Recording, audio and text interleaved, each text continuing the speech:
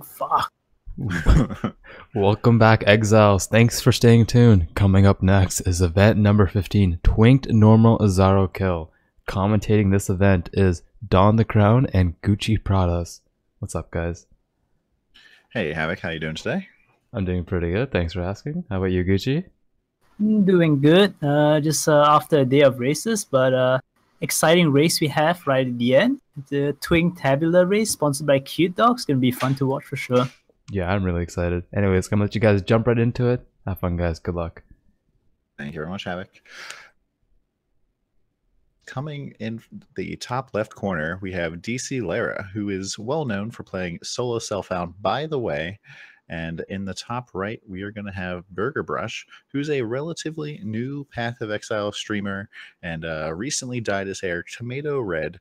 And we'll see if that gives him a little bit of an edge. Gucci, do you want to introduce the bottom two? All right, on the bottom left, we have press start to pause. She's a pretty experienced PoE player from what I know. She's hit a level 100 on hardcore before. And I've seen, like, when I was spying on her stream just before the race, I saw her doing some practice. So she does seem like she's trying to get herself prepared to put in the best performance she can. And on the right, we have balormage, who actually won his last race, I believe.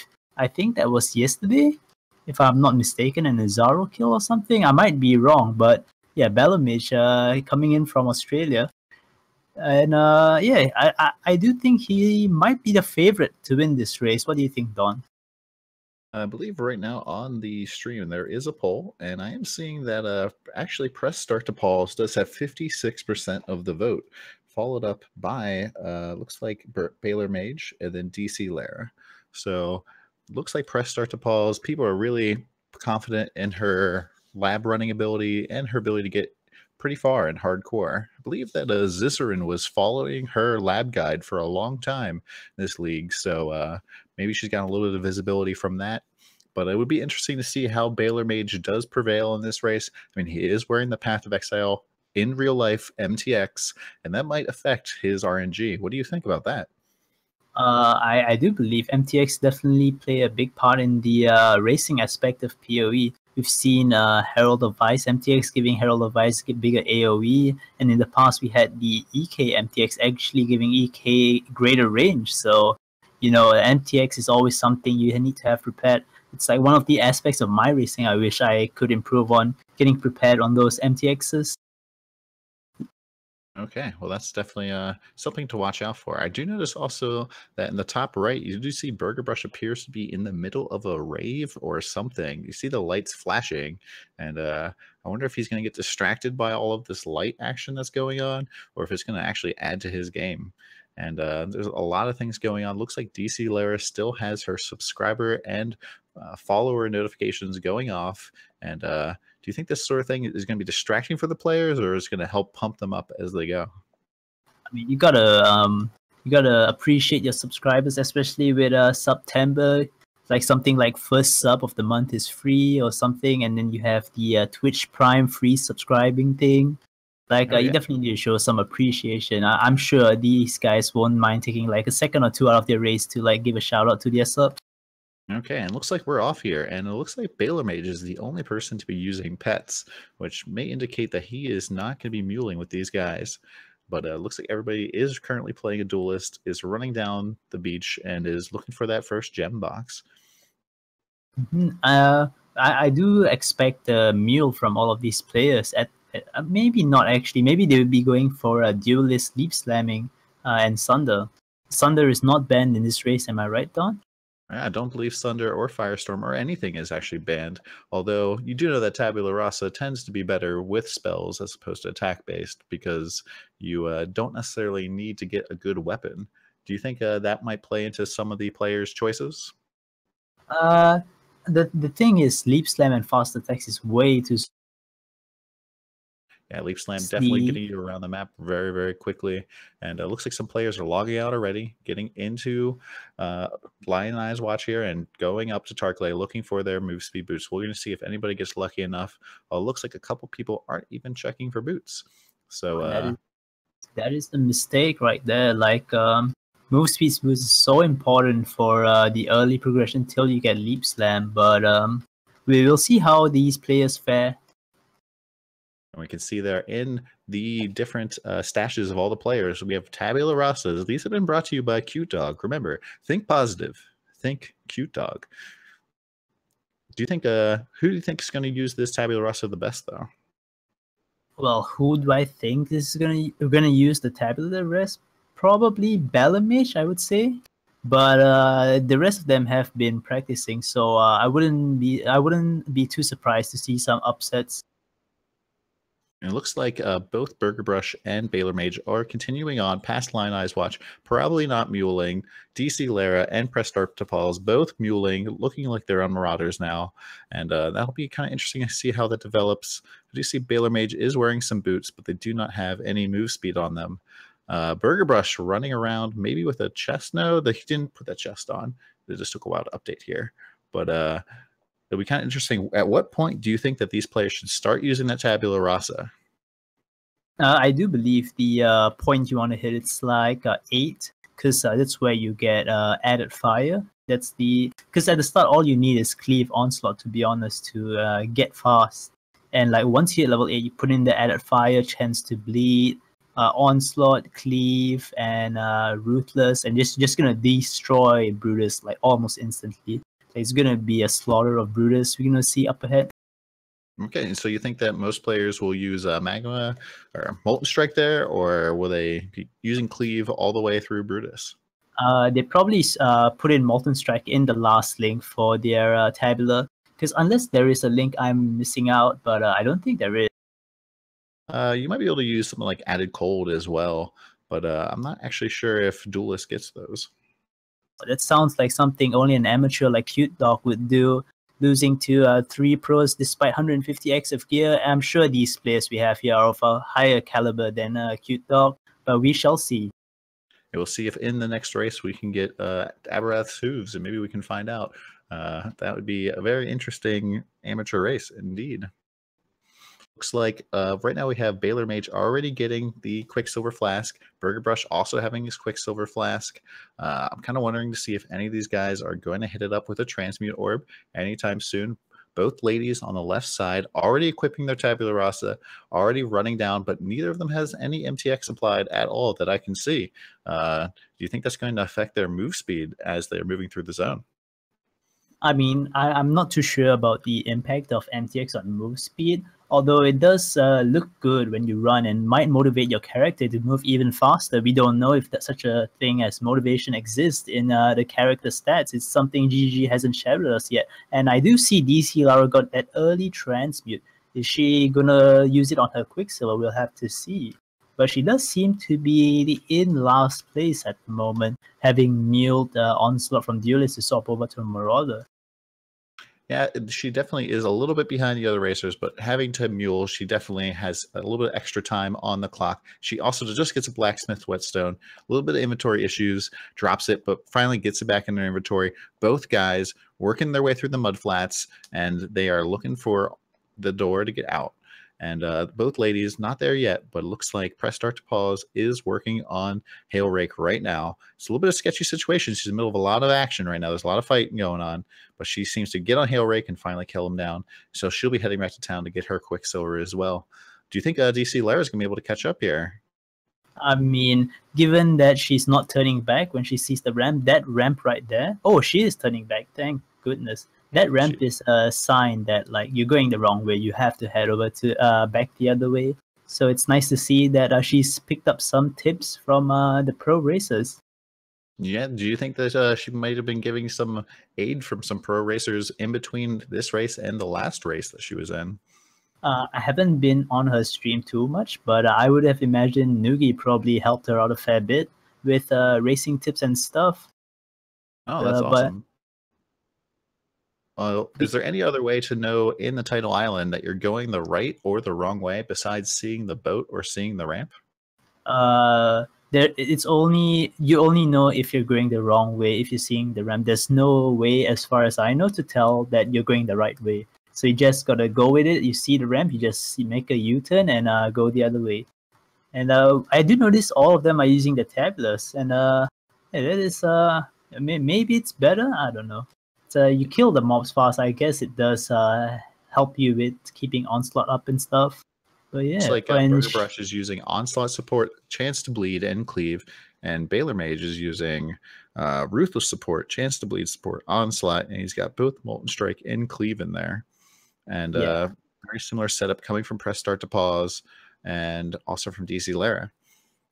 I do see the benefits of muling here. Actually, you're able to buy more of these supports with the extra wisdoms you get at the start, and you're still able to probably get an iron ring even. So muling wasn't too bad of an idea by these players. Maybe BergerBrush and and balormage should have considered it.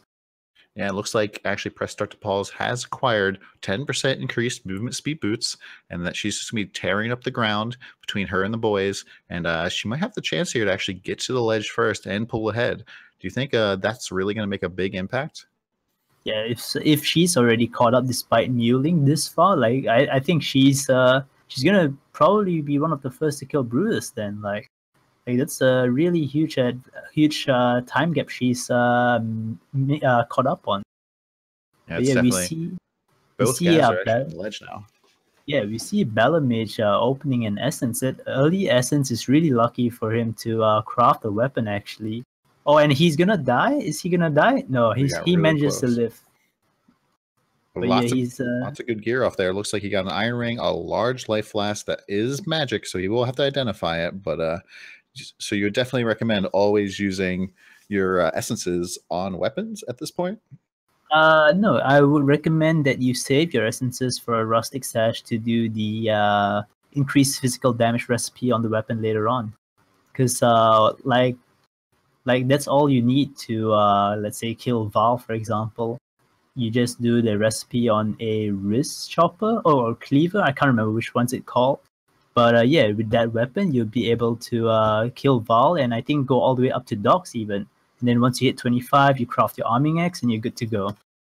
And looks like Press Start to Pause actually has caught up a lot of ground right now. Or at least she also just passed the waypoint. balormage just passed the waypoint as well on the ledge. And she really is tearing up the ground with those move speed boots.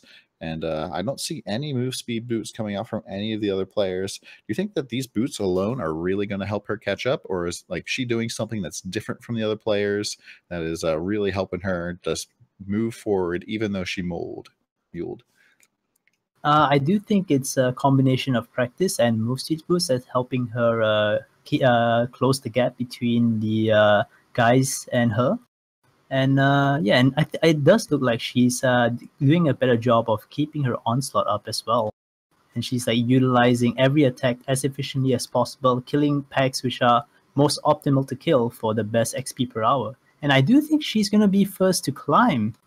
Yeah, it looks like she just hit the climb on my side. So that means that she is now in first place, despite muling has passed both boys on the ledge. And Dclara is still working her way towards there, but she is catching up as well. It is very interesting, though, that they're all using their tabula rasas, taking that movement speed penalty. Like maybe they should be looking for some sort of 3-link or something. But like, what would you be doing in this situation? Would you be using the tabula or no? I mean, I haven't done much practice. I would like practice first and see which I'm faster with. But Paws deciding to leave the pole scroll on the ground. I don't know about that, but she does get lucky with a large life loss, which she decides to pick up. It does seem like she's only level 5 in the climb, though. Maybe that's why she's been able to surpass the two dudes. Like she's very under level for this point in the game.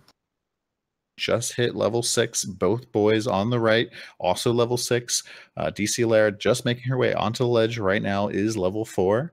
And I see that she is now wearing some boots, which do not have any move speed to them. So that is definitely unfortunate. And she's going into a really sketchy situation with the haste aura. She just runs right past it, says, I'm not even going to be bothered dealing with any of this Garbinger League. And she's going to walk right past that hasted aura with the Harbinger. Do you think that players should be killing Harbinger packs? Is that like a good source of experience at this point? Definitely not. You're more capable of getting better XP farming lower prison, like taking extra time to farm lower prison than spending the time to kill Harbinger packs in Lich. Like that early on, they're like not too useful. Maybe in Act 3, where they remove the sewers and you're not capable to get the XP. With killing Harbinger packs be a viable option? Okay, so the extra XP just not worth the time, and it's also that they can be kind of rippy at this point in the game. I know I had a lot of trouble with some of the flame dashing harbingers who just keep bringing all of their friends to the party, even though you haven't invited them, and it is, you know, can be very, very rippy, especially if they've summoned multiple rares that have different auras going with them. Looks like BergerBrush is shopping right now, looking for an item. What type of items should players be looking for as they're heading into the lower prison? Okay, the first thing they need would probably be move speed boots if they don't already have them. So that's the first thing you check for. Secondly, you want to get your Ancestral Protector Totem if you haven't got it yet, because that's definitely going to help you out on Brutus. And you probably want to pick up your Added Fire from Nessa, and and maybe a Maim on your totem for Brutus as well, because Maim on a totem is pretty OP, if you ask me. Yeah, because the maim, you do additional physical damage when you hit with that maimed target, correct? That is true. Okay, and we both have, looks like balormage going through the lab trial right now, and he expertly dodges the spikes the first time around, but eats it the second time and almost dies to the spikes. But he has 2 large life flasks, and that's pretty good equipment for him. And the BergerBrush is headed up into the upper prison already. I'm not sure that I saw him do the trial. Do you think that he is going to be saving that for later, or is it just because he didn't find it on his way? I wasn't watching him, but he might be waiting to get Leap Slam and faster attacks before attempting that trial, because having that mobility speeds up the time it takes to complete that trial, actually. A lot of the pro players always opt to do it later rather than earlier, unless they're on a class that can't get Leap Slam. Yeah, because you definitely end up getting stuck in the traps at least once or twice. And it looks like he's level 7 right now, killing a blue pack, probably looking to hit level 8. Looks like he just hit level 8, large mana flask. And do you think that he'll keep killing stuff here in the upper prison, or will he be trying to find Brutus as fast as possible? I don't know what he would do, but what he should do is only kill to keep Onslaught up and just rush to Brutus ASAP, because he's beyond what experience he needs. Like, you could probably do Brutus at level 7, head into Prisoner's Gate like 7 and 50 something percent to 80 something percent, and still get like good XP, like level 10 by Cavern of Wrath, if you know what you're doing. Looks like he just got 2 large life flasks to drop for him, which I think is a massive change from his medium life flasks that he was using before. That really is going to catch him up to like balormage, for example, who does also have 2 large life flasks. Is having a large life flask something you definitely want to have, even if you have a tabula against Brutus, or with the tabula, do you think it's just not as important? I do feel that if Brutus gets lucky, he might crit you and just do a lot of damage. But you definitely want that large life flask, in my opinion. It just enables you to face tank him with no worries or anything. And it's rather concerning to see Dclara only on a small and a medium. I'm not too sure if she's able to face tank Brutus that well, especially without a War Chief Ancestral Protector. Like, there's some questionable plays coming up from Dclara.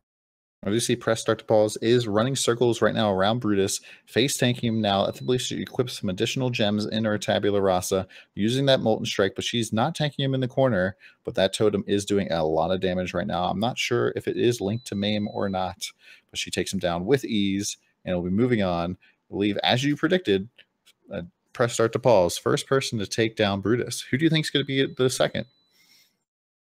Looking at where they are right now, it's probably going to be BergerBrush and followed by balormage.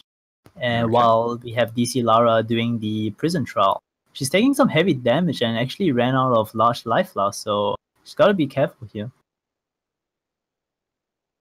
BergerBrush decided to go back to town to do some shopping and is heading back to the portal now. Both guys, very similar spot. And it'll be interesting to see who's... Oh, no, balormage has got a large Harbinger pack on the way to Brutus. He's going to definitely get slowed down here. Hopefully he can just run right past this. We have BergerBrush working on Brutus right now. And he is absolutely destroying Brutus. But he's using Cleave, which is an interesting option.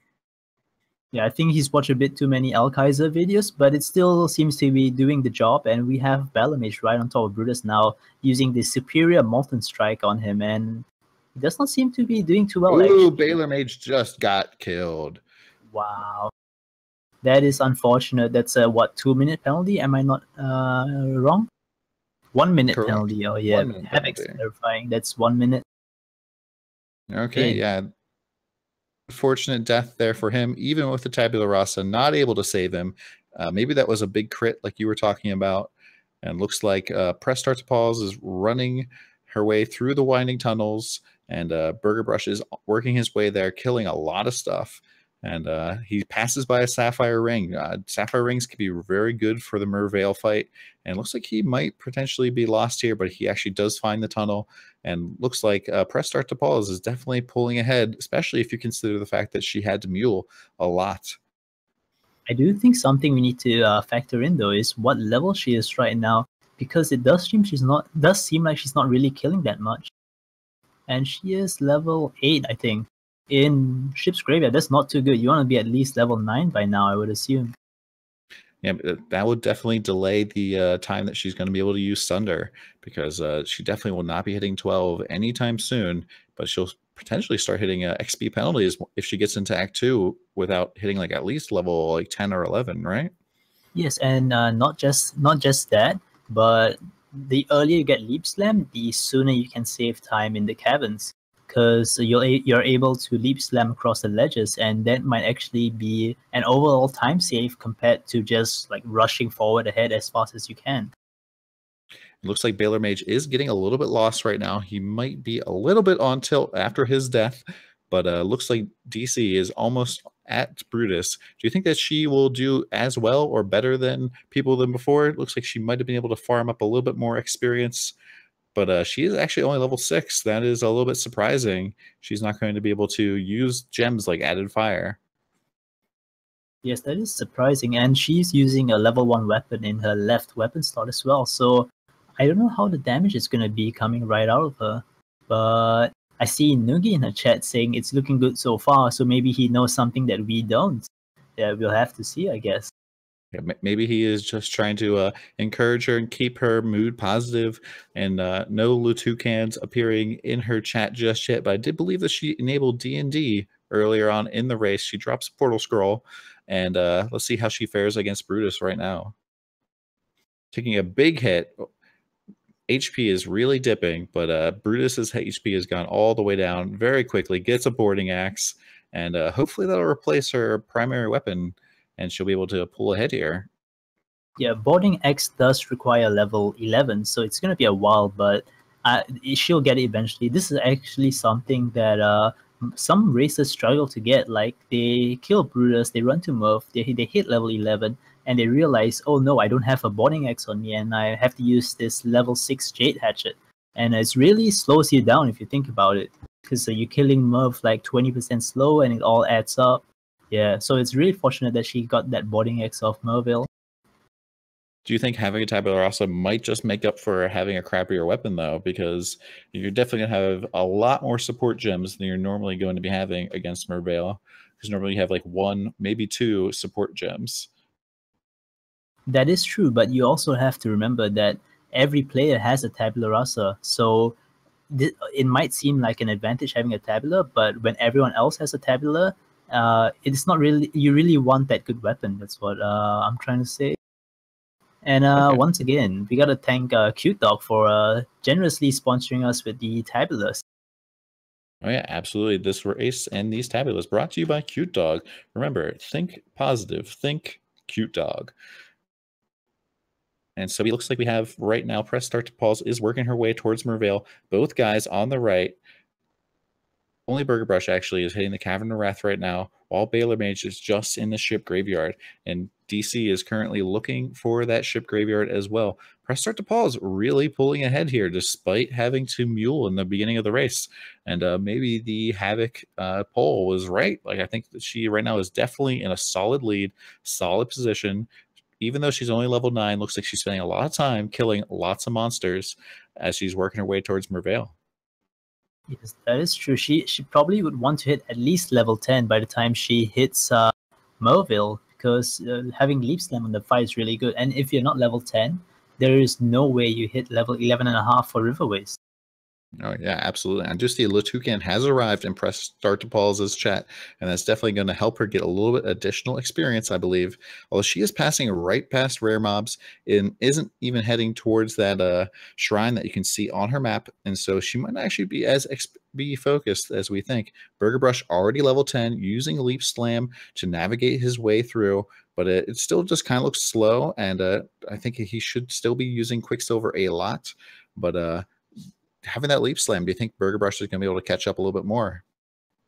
Yeah, definitely. It's going to save him a lot of time. I believe he's in Cavern of Wrath right now, but right now we see press start to pause fighting Mervale already at level 9. Am I right? Yeah, I believe she is level 9, and she is only using a rusted hatchet in her main hand and a rusted sword. So even though her weapons are maybe not as good as some of the other racers, she is physically ahead of the other racers. She also doesn't have any cold res from what I can see on her gear. So she is dipping quite a bit whenever she eats those sushi swords that sent out by Mervale. Yes, that is true. She managed to push phase 1 rather effortlessly, and we'll see how long this phase 2 will take her. I do expect it to be rather quick. This is looking like some Dead and Doom tier damages coming out of her. It's pretty impressive to watch. Yeah, definitely. It would only be more impressive if she had some real weapons and was a little bit higher level, but she's getting really close to level 10 here, and she definitely wants to be able to get that before she has to potentially leap over the river in her way to the Western Forest. And this kill is looking pretty smooth, but if she finally gets it down and levels up to level 10, perfect timing. That is fantastic. Now she will have Leap Slam for Southern Forest. Hopefully she's not going back to town, I see. Does she already have her Sunder gem? Because yes, she does have Sunder. It is in her inventory. It's in the second row, it appears. And some time and gotten that. And she's still way ahead, killing lots of monkeys here in the forest. Those can be kind of annoying though, because they end up running away from you and you can't end up killing them. They're like 10% HP, and there's not really much you can do about that. Sunder being really good in this zone because you can just really clean up everything very quickly. Do you think that she's going to keep killing stuff here in the Southern Forest, or is she going to continue her pattern of just continuing to run as far and as fast as possible? I do believe she has a little choice. She has to kill mobs. She really needs that XP. She wants to hit at least level 11 before hitting Act 2 zones. But we do see... Sorry, go ahead. Looks like she just took down a rogue exile who dropped some yellow boots, and that'll probably help out. And there's also Topaz ring in there. Hopefully she is able to pick that up. Ooh, she's dipping really low. BergerBrush full screen.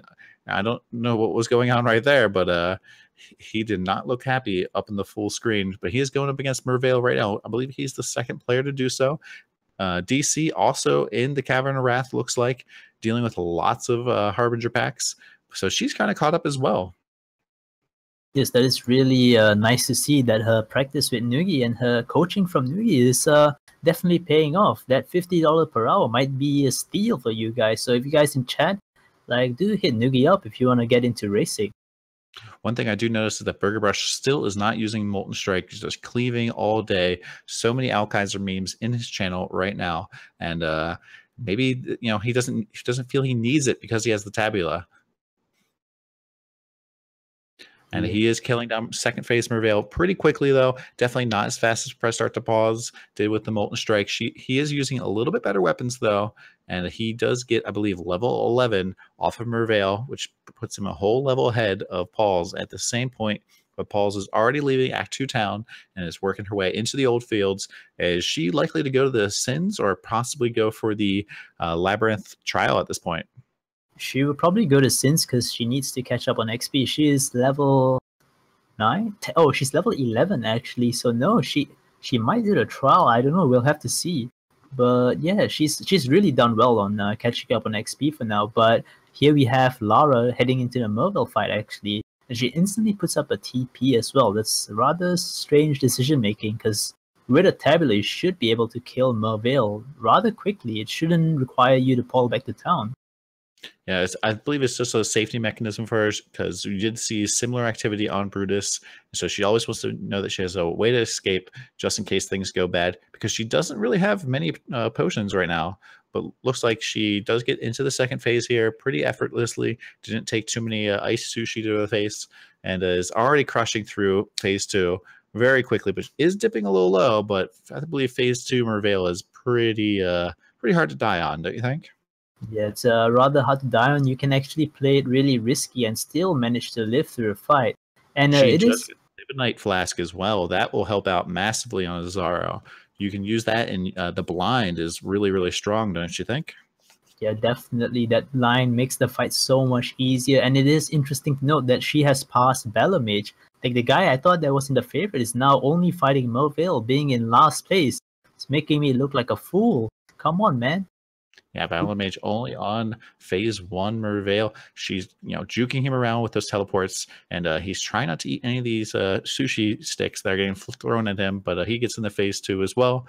And press start to pause. Looks like she is heading on her way towards Sins, really taking her time, getting as much experience as possible. Once she gets Sunder, do you expect her to speed up a little bit more and just use that Sunder to help get her through the map as fast as possible? Yeah, most definitely. Once she gets Sunder, she'll be one-shotting all these packs like rather quickly. And I do believe she was the one with the boarding axe, or was that Paws actually? I believe that was actually DC. So she Oh, does have. Yeah, I can see it right there in her inventory right now, and so it's just waiting for her next level, which is going to happen here very soon. But I don't believe that she has any sort of essence or alchemy. You could probably use a white boarding axe till you hit a cleaver. And speaking of cleaver, I see a cleaver in Paws's inventory, so she's all set for level 16. Like these players getting rather lucky with their drop. And you see balormage just killing Merv and has 2 boarding axes on him. Wow, these guys are really getting lucky with their drop. Yeah, it looks like balormage chat is saying that he has died more than once. I believe we only saw the one rip. Did you catch any of the other rips that he might have had? No, I did not. That would be rather interesting, but he is already in last place, so the rips might not have much of an impact unless he somehow manages to push ahead and pass the other players. We'll have to see. Paws will be hard to beat with the Sunder Gem already equipped, although she is using level 1 weapons, which is a rather strange decision. What do you think about that? Might just be that she hasn't gotten lucky. I do see a cleaver here on the ground for her, but she is level 13 already, really catching up on the experience, slowing down, so she can use that Sunder and really gain a lot of experience here in Chamber of Sins. It'll be interesting to see if any of the players are able to catch up at all. BergerBrush is, catching up as well. He's almost to Sins. So in terms of just like a physical location, BergerBrush has caught up a lot of ground, while Press Start to Pause had to wait to get some experience. Dclara also right in the same spot as BergerBrush right now. This is kind of surprising. She's literally closed the gap completely. They're heading in the door almost at the exact same time, and they're about the same level, about the same experience.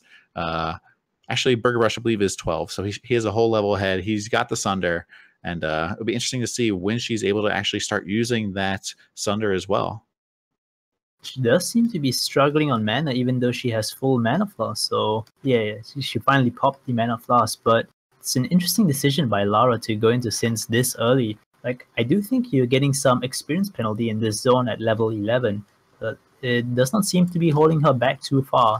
Now, once she gets Asunder, I totally expect her to fly past BergerBrush, given her performance so far. It looks like she did just run past a Topaz ring, something that can be really helpful against Fidelidus. I know that I personally try to pick up at least 1 or 2 before heading downstairs into Chamber of Sins 2. Is that something that the players should be looking out for, is picking up like certain resist rings at certain times, or? I do believe a Topaz ring is what you really need for Act 2, because there's Fidelitas and then there's Val, which are the only bosses that do elemental damage. Maybe you could consider Alira's DD fire damage, but unless you get good packs, you're not going to hit 16 to equip that Ruby ring for Alira. Oh, yeah, absolutely.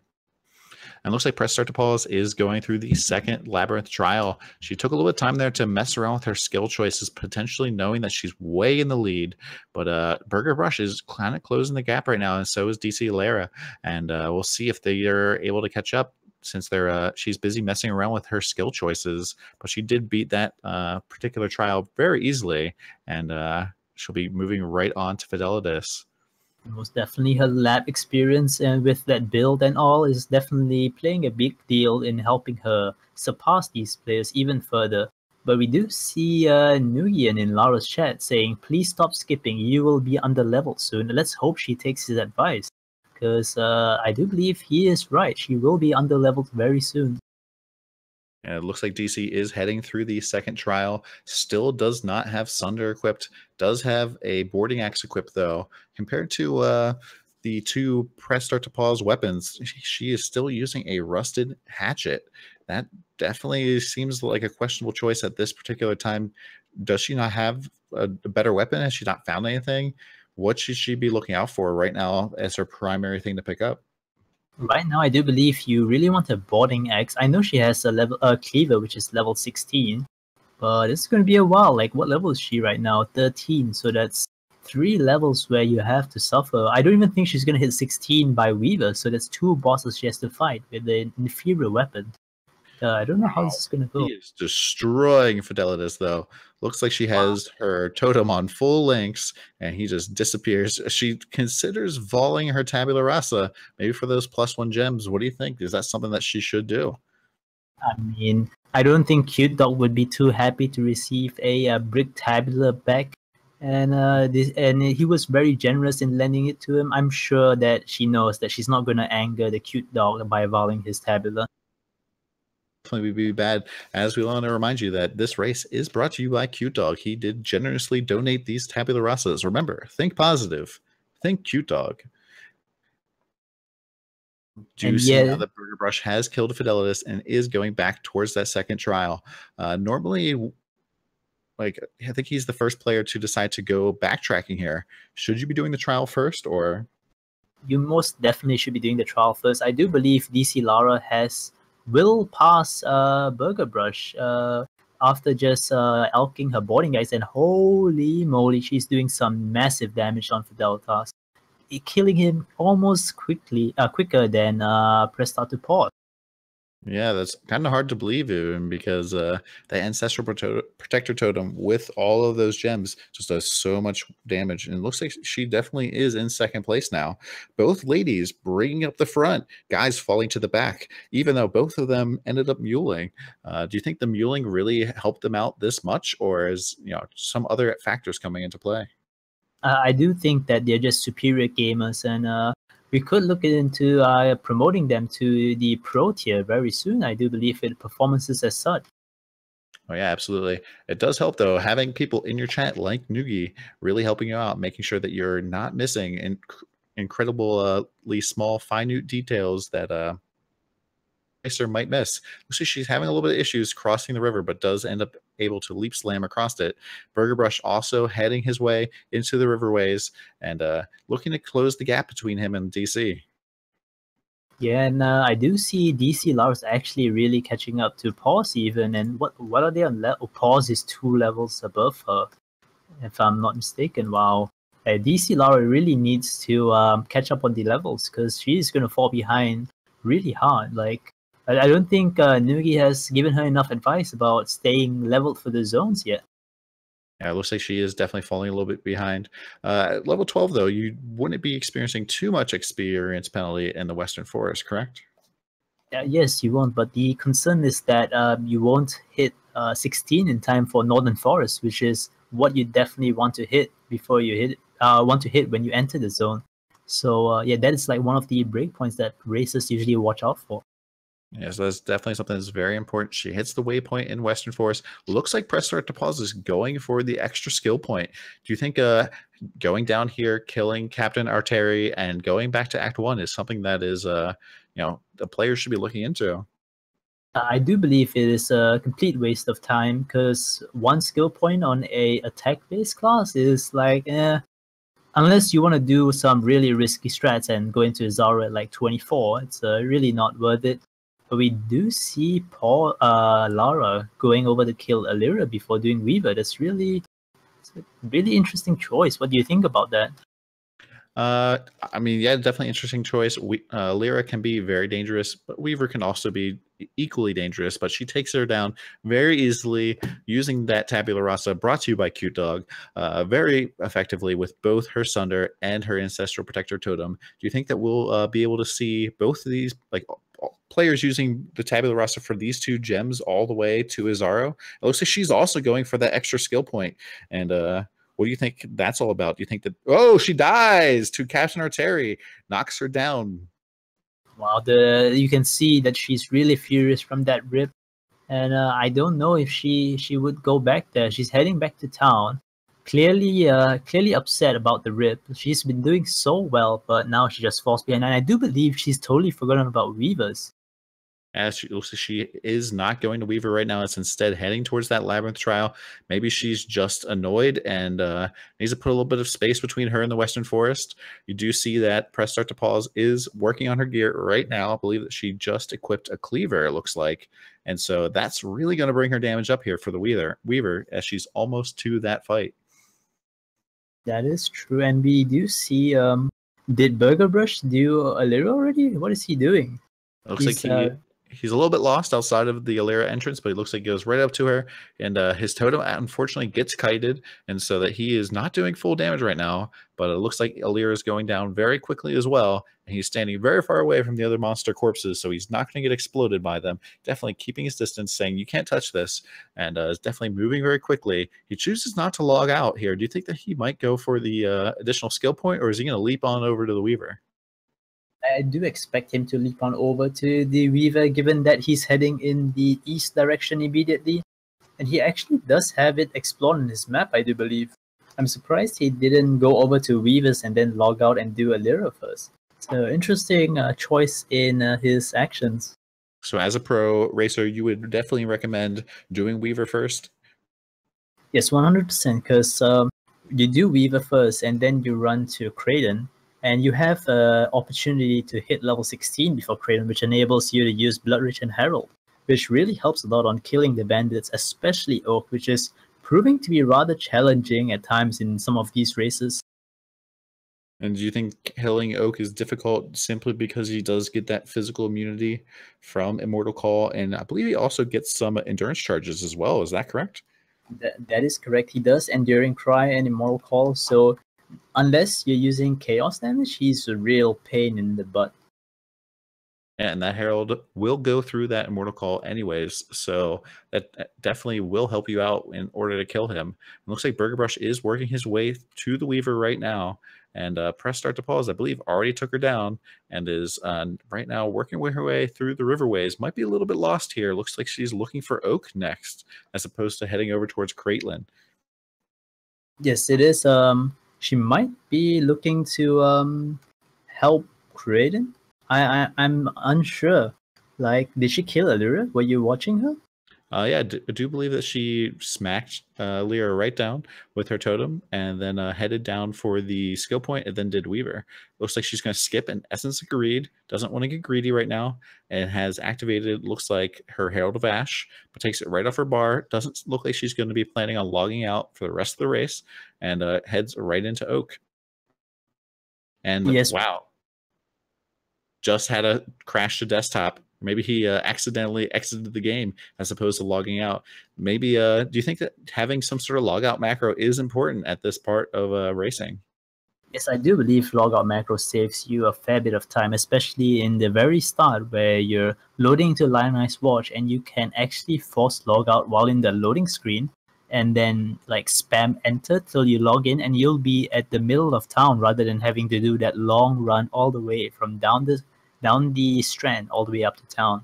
So a logout macro does save a lot of time. Looks like Press Start to Pause getting a little bit confused about where the routes are. She pops them out and then is looking to maybe head over to the Western Forest. Maybe she did not kill Alira. I'm not 100% positive about that, but it looks like BergerBrush might be a little tilted after that accidental exit the game, but he is working his way towards Oak right now, and we'll see how he handles him. Yes, and we have Lara actually leap slamming to Kraden and having not killed Weaver yet. It's really questionable decisions coming out of her. Let's hope it works out for her, though. Do you think that Nugi might be feeding her some secret strats that he hasn't made public to the racing community just yet? Yes, I do think that is a possibility, but it's highly unlikely because you want to be, because the bandits are the tougher opponent rather than the Weavers. So you want your heralds for the bandits and not for Weaver. So I do not understand this too well. Maybe she could like enlighten us in the post-race interview. And looks like BergerBrush is getting a little bit lost here in the Oak Zone. I mean, how can you tell where the exit is normally? Well, this zone used to be. Oh, you mean after doing Oak? Okay, in the zone that he has, Oak will be northwest. When the Oak tent is in that orientation, there is only one position for the exit. So this just shows a lack of practice or not watching some Carve videos, because the pro racer Carve actually has a very detailed guide on how to find the exit in wetlands. I believe that's one of the things that we did see out of the Engineering Eternity, as he does have the Act 1 through 4 guides. He was able to find that exit almost as if it was already revealed to him on his map. And it looks like Lara is looking right now for the Weaver and is cruising down that east side of the map, looking to maybe just not go back for that skill point, and she might be scared for that. Looks like she also has picked up some life nodes at this point. Is that something that is very normal, or is something a little bit outside of the normal? It's definitely not normal, because what you want to be doing is you want to be rushing Resolute Technique as a Marauder. And while you're going through to Resolute Technique, you're going to get life nodes at Barbarism, I do believe it's called. The one that gives max fire res. Am I correct, Don? Yeah, that Barbarism does give you max fire res, but that's not something that will probably come into play too much until they get a lot more gear. Normally getting to Izaro, you might just barely cap out. But isn't that what that Resolute Technique is one of the main reasons that people do race as Marauder, correct? Yes, and it just gets access to better life nodes in general, just way tankier and stuff. Better damage, I do believe. The only reason to ever go duelist is if you're really experienced and you just want to leap slam, like just leap from boss to boss, not caring much about your levels and stuff. It looks like BergerBrush did choose to help out Caitlyn, so he's going to be using that extra attack speed, extra move speed. Compare that to 2 passive points. What would you choose in this type of situation? I'll definitely go for Alira on this today's Izaro, because it is idols, and I want to have the ability to just tank the barrels. And the bandit that gives me the best chance to tank the barrels is probably Alira with the 15 all elemental resistance. Yeah, that additional elemental resistance, though normally not very good in endgame, can be quite instrumental in survival in Labyrinth, especially with today's sort of buffs. I know conduits also are something that adds a lot of elemental damage to Izaro. And so if it wasn't, for example, if it was like portals and lieutenants, would you still go Alira, or would you change that up? If it was Portal Lieutenants, I'd probably kill all just to be able to do Izaro at an even lower level, because I would be able to get slaughtered rather quickly, I do believe. And looks like Dclara does kill the Weaver very easily, isn't scared, doesn't have mom spaghetti after getting killed earlier, and is logging out, heading back to town.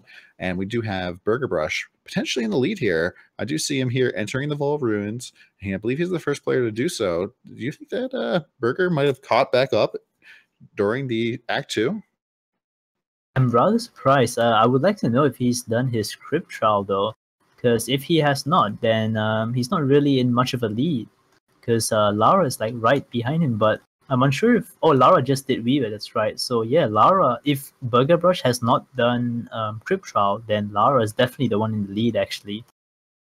And when do you mean press start to pause here? Because she is doing that crypt trial right now, and I believe that she does have the Vault of Ruins unlocked, and I'm not sure if she's helped a bandit just yet. He skipped prison and crypt, apparently, chat is telling us right now. Oh wow, so BergerBrush is it's probably not in the lead. It's either Paws or Lara, because I do think Lara has already done, like, this is her last bandit, and Paws, like, they're like in roughly the same spot almost, I would like to say, with Lara slightly behind Paws. I'm not sure that Lara has done. I believe she did do the crypt trial, so that, yeah, they're in a very similar spot right now. Both ladies pulling way ahead. Balormage working on his way up.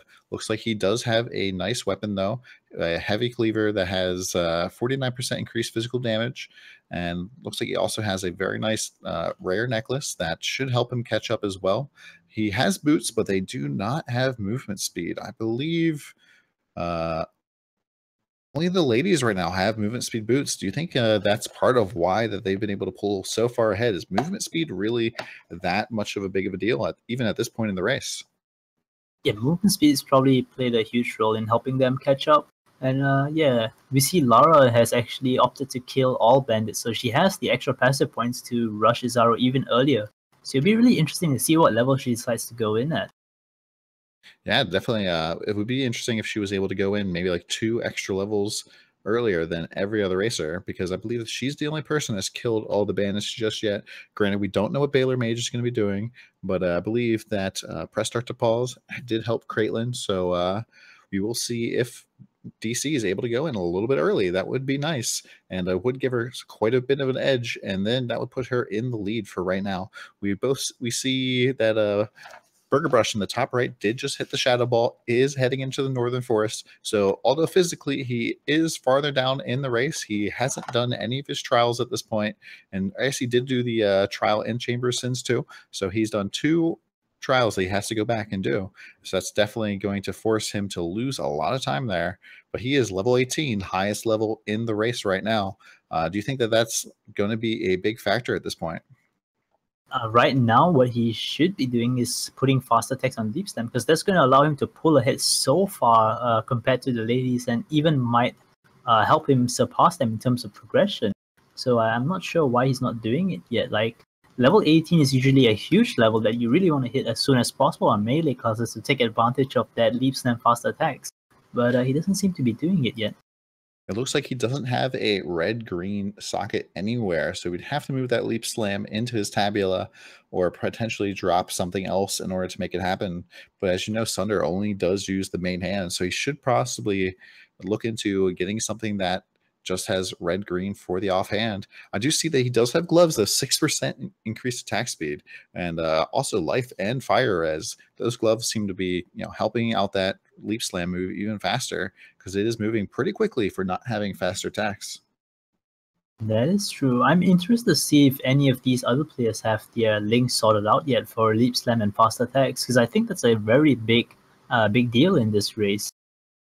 Yeah, looking at it right now, I do see that DC does have a hat that has Leap Slam in it, and it is connected to a green socket. So she did just hit 17. So it will be interesting that when she gets 18, if she puts that faster attacks right in there.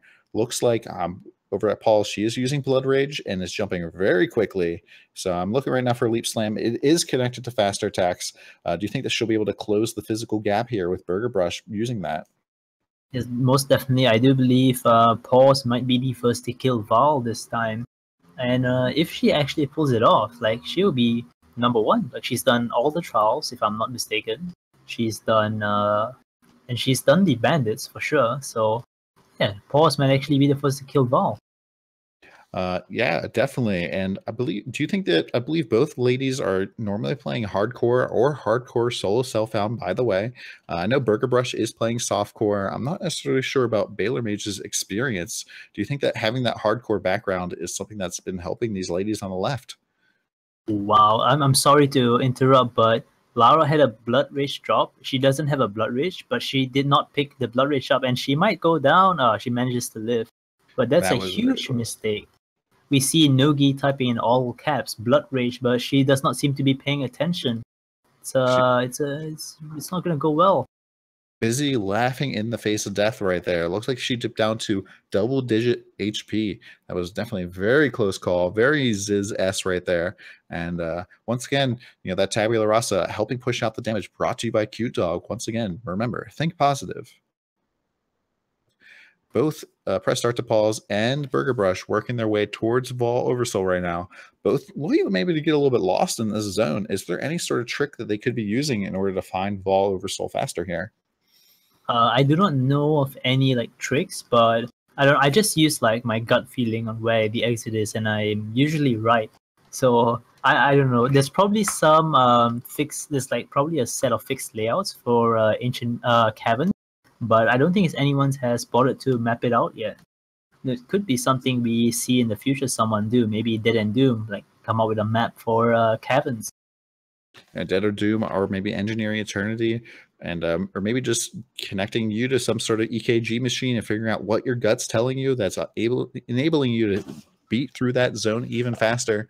Looks like press start to pause is now leading the level at level 20. She really did catch up in a lot of experience. I know we were commenting earlier that she was behind on experience, but really pushing forward fast now. Do you think that these essences she's skipping past, like this essence of greed, that those are something she should be looking at killing? Most definitely, Essence of Greed actually gives you a life roll on your pieces, so she could use that to alch life on her gear. It's a huge mistake, and it might cost her on the Izaro fight, but we'll have to see. Yeah, I remember watching Sir Crushington tanking some wind slashes during his test runs, living with about 10 to 20 HP, and owing it all up to his double life leather belt that he was wearing. So might be something that she needs to work on here. And it's interesting to see the duelist getting passed by the Marauders so early. Actually, it might have something to do with the fact that they are not wearing their usual red shirts, and they're wearing the white ones sponsored by QDog. Yeah, definitely. I do see that Dclara is doing a little window shopping, heading back to town, had a full inventory worth of stuff. Maybe she'll be able to sell some of this stuff off, be able to afford some additional things. She does have some life flasks that are, I believe, a little bit higher up than but it looks like most players are up into that greater life flask right now, except for balormage does still have one medium life flask, and most players opting instead for 2 or 3 life flasks right now. Do you think the 2 mana life 2 mana, 2 life, and Quicksilver is the way to go here, or potentially just drop that Quicksilver altogether? I do believe you should probably drop the Quicksilver at this point and just focus on leap slamming, but and pick up a mana flask so that you're able to sustain your leap slams even better. And wow, she just fouled up her boarding axe. I don't know why she would do that, but yeah, it's she actually got a rare item. I'm not sure if it's good or not, but we'll have to see. Yeah, it looks like we have press start to pause on full screen or coming up here for the Vol Oversoul. Gets a peekaboo phase right off the bat, and it'll be interesting to see the RNG that's coming down for each player. I do see in Paws' chat that they don't agree with us that she should have done the Greed Essence. That is interesting to see the experts that we have that are chiming in on this, saying that it's too risky without a Staunching Flask. And I get their point. I think it would be risky, but with the damage she has, she probably will do it fine. What do you think, Don? And she did kill Val already. Wow. I just blinked and I missed it. Blue smoked Vault Oversoul, so I don't think any essence mob, unless it's going to have multiple essences on it, should be any issue for these players using Tabula Rasa, brought to you by Cute Dog. And it does look like that rare weapon she put in her offhand does have +1 to socketed melee gems, which generally is not very good and doesn't really have too many stats here. What type of offhand weapons should Sunder players be looking for as they're racing their way through Rekalast? What I usually aim for is either the 3-link Sunder or leap slam links for my leap slam, because it doesn't matter what weapon's in the offhand. And I do notice she gets a superior broad axe, so that's really lucky, because if you want to do Izaro before 25, a broad axe is the weapon you want to use. It looks like we do have BergerBrush also working on Vault Oversoul. Gets a peekaboo phase right away, and we'll see if he's able to take it down as quickly as Press Start to Pause was, using that totem, and hopefully he'll be able to take it down here before any additional peekaboo phases. Gets a slam. Oh, he just barely gets out of the way there. And another slam onto the totem, which BergerBrush refreshes immediately. All of these slams coming down. Oh my gosh, a 4th one. It does seem that Val is on a slamming spree here today, but it is giving him the time to put in the damage on Val before he spawns another ad phase. He doesn't get him in time. There is a second peekaboo phase. He's really frustrated. You know, Vault Oversoul at 10%. Does get a rare arming axe. Doesn't look like he's going to pick it up. Stone axe as well. And so he's working on his inventory here, waiting for the door to open, moving everything to the side. Do you think that he should just be logging out here, picking up whatever he can? I do think he should definitely pick up that arming axe, but other than that, he should just not bother with the rest. But we'll see. Maybe he really needs the alteration shards to get his blood rage, which he does not seem to have, actually. And we do see Lara on Val, waiting for him to come up. It looks like she is dropping some items onto the ground, working on it. It looks like Vault Oversoul is up as well. We'll see if she's able to, gets a peekaboo phase right off the bat, and hopefully she's able to put some damage on him before he goes into his second peekaboo phase. Almost clicking the town portal there, that classic DC portal waiting there for her just in case things go south. Do you think that she's going to be able to get it before an additional ad phase here? It looks like she has more slams coming down here, and she is currently dodging those lightnings. Really intense, really leaning forward. We can see that she is really focusing on killing this. We do have balormage working his way towards Vault Oversoul as well, but Dclara doing a really good job here, getting a second ad phase, just barely going to not kill Vault Oversoul in time. You know, being angry, shouting at the camera, come on, I almost had him. Maybe if she was able to get Calling Strike in there beforehand, she might have been able to get that. And she takes down Vault Oversoul. Right away, isn't messing around, doesn't wait for the door to open. It looks like BergerBrush did just make it to Act 3 town. Press start to pause, chatting with chat, looking on over, chatting all day, and is able to move right through those fire traps with no problem. Dclara is kicking butt, catching up. She's almost Act 3 as well. I think BergerBrush still has to go back and do multiple trials. We do have balormage on Vault Oversoul as well. Right now I'm getting an update here from Havoc in terms of death. Dclara does have 1 death, and balormage does have 3, which means BergerBrush does have a little bit of an edge in that regard, but Paws being already kind of the crowd favorite, already being ahead with 0 deaths. If she can keep this up, it's going to be her race to lose. Absolutely destroying PD right now with both her Sunder and Totem. I'm not sure if GucciPradas disconnected here, but I am still here. I was using the wrong push to talk, so I wasn't saying anything. It took me like a few minutes to realize what I was doing. But in any case, I wanted to bring up that I see Dclara is actually using her boarding axe in her main hand and a cleaver in her offhand. And I do believe the cleaver is actually doing more damage than the boarding axe, but since Sunder only uses your main hand, it's a suboptimal setup. Oh, so she does have the cleaver in the offhand. And doesn't look like either weapon does have any additional damage on it. Boarding axe only has +1 to 4 fire damage, so definitely not something that you're looking to do. I do notice that she has Leap Slam still not linked, using a rare hat. While it does have a red and a green socket, they are not linked. So do you think that she should consider dropping some sort of item here in order to get that faster attacks linked in? Yeah, most definitely. Faster attacks is so good. As I've said before, it's just going to allow her to catch up even more time. Like, let's see what she could swap out. What do you think she should drop out? Like, what's the weakest part of the gear, you feel? Probably the offhand cleaver that is currently just white with a blue socket. Maybe just look for any weapon that is melee and can go into that offhand, as it's basically just a stat stick, which could also, just be a for her in this particular case.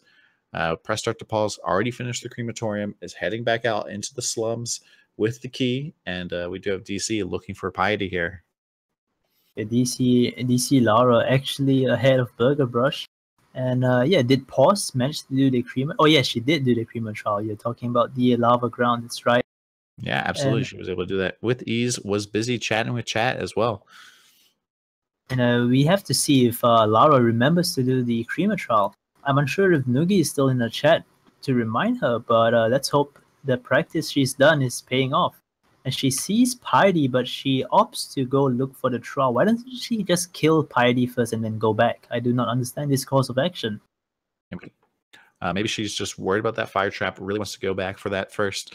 And kind of interesting idea here. Maybe I do see that BergerBrush is now into the crematorium as well. And while we do see that he does see the Ascendance trial, it looks like he's just going to run away from it. Maybe he doesn't know that he needs to do the trials, but he looks like he actually is getting a little bit lost here. And do you think that he'll end up doing the Oh, he knows he's upset right now. His face on that camera is just really upset. And so maybe he does know that he needs to do all these trials. Yes, unfortunately, there's no ability in PoE that allows us to go through walls yet, but it might be something we see in the future too. And if we had such an ability, he wouldn't be in this situation. And is that a volatile? that he is killing. Volatile that he decided not to kill. It was going to be interesting to see if that thing was going to chase him for a long time. Finally heading into his first trial of ascendancy. These fire floors can be actually pretty scary now that they've unbugged them. Do you think that was a bug, or was it just a nerf to players? I was the bug that they were doing too little damage, because I'm not too familiar with this bug. Basically, the fire floors were like a jacuzzi or a sauna. They're just really comfortable to hang out in and relax, and now they do about triple the damage as they used to do. Oh, wow, I did not know that was a bug. I thought they just nerfed it because players like Paws were complaining about the lab too much. But yeah, so if it's a bug, yeah, that's pretty interesting. These players here have decided to cover that tabula rasa with MTX, brought to you by Cute Dog. Remember, think positive, think Cute Dog. And we do see DC killing Piety here, has done the trial, and is going to be heading back to town, logging out manually. And looks like Press Start to Pause is identifying a lockbox instead of just YOLOing it. Do you think that's something that players should be considered doing as opposed to just clicking rare lockboxes at this part of the race? I do think she decided to identify it based on her situation with her life loss, because as you can see, she's using level 12 loss, so she might not be able to out-heal the damage that might be coming in. And I do see she has a level 18 floss in an inventory, but she's opting not to use it. This might be some next level strategies that she's figured out as well. A lot of new strats you're seeing from these players today. It's rather interesting to see how this is going to turn out. Yes, absolutely. And I noticed that since the players are using more of their leap slam as opposed to their normal movement, do you think the fact that balormage has really great resistances on his boots, although he doesn't have any move speed, that might be something that helps him out moving forward here? As a leap slamming class, I do believe that move speed is not as big of a deal at this point. And I think it's important to see, does balormage have leap slamming to faster attacks? Yes, he has in his helm. So I do believe he's the only one with leaf slam and faster attacks, isn't he? Oh no, I stand corrected. BergerBrush actually has it as well. And Press Start to Pause as well, which means that only Laura has no faster attacks on her leap slam. That might cost herself the fallback. That is true. Like, I wouldn't be surprised if BergerBrush doesn't end up in last place now with the superior gem setup that he has. And we do see Paws entering Creamer immediately. That is, Creamer Catacomb. I apologize for that mistake. Yeah, it's okay. They're very easy to confuse. This area, typically, you only end up here once a league, unless you're doing these races. I know that I totally always forget about this entire zone entirely, even though they've been putting it right at the waypoint now. Is there any sort of trick in order to find the this trial faster? There is none so far that I've figured out, but we're still in the early stages of these Izaro races, because GGG hasn't really organized much Izaro kill races in the past during the seasons and the race weekends. So as we get more Izaro races in these community events, we might see the layouts for catacombs becoming more obvious to players now. And I'm getting an update here from chat that Dclara actually did drop her faster attacks gem accidentally with a hat. So maybe she might have to go back to buy another one in Act 2. That's rather unfortunate. It's a huge mistake by Dclara. Hopefully she has the alteration to be able to buy it again.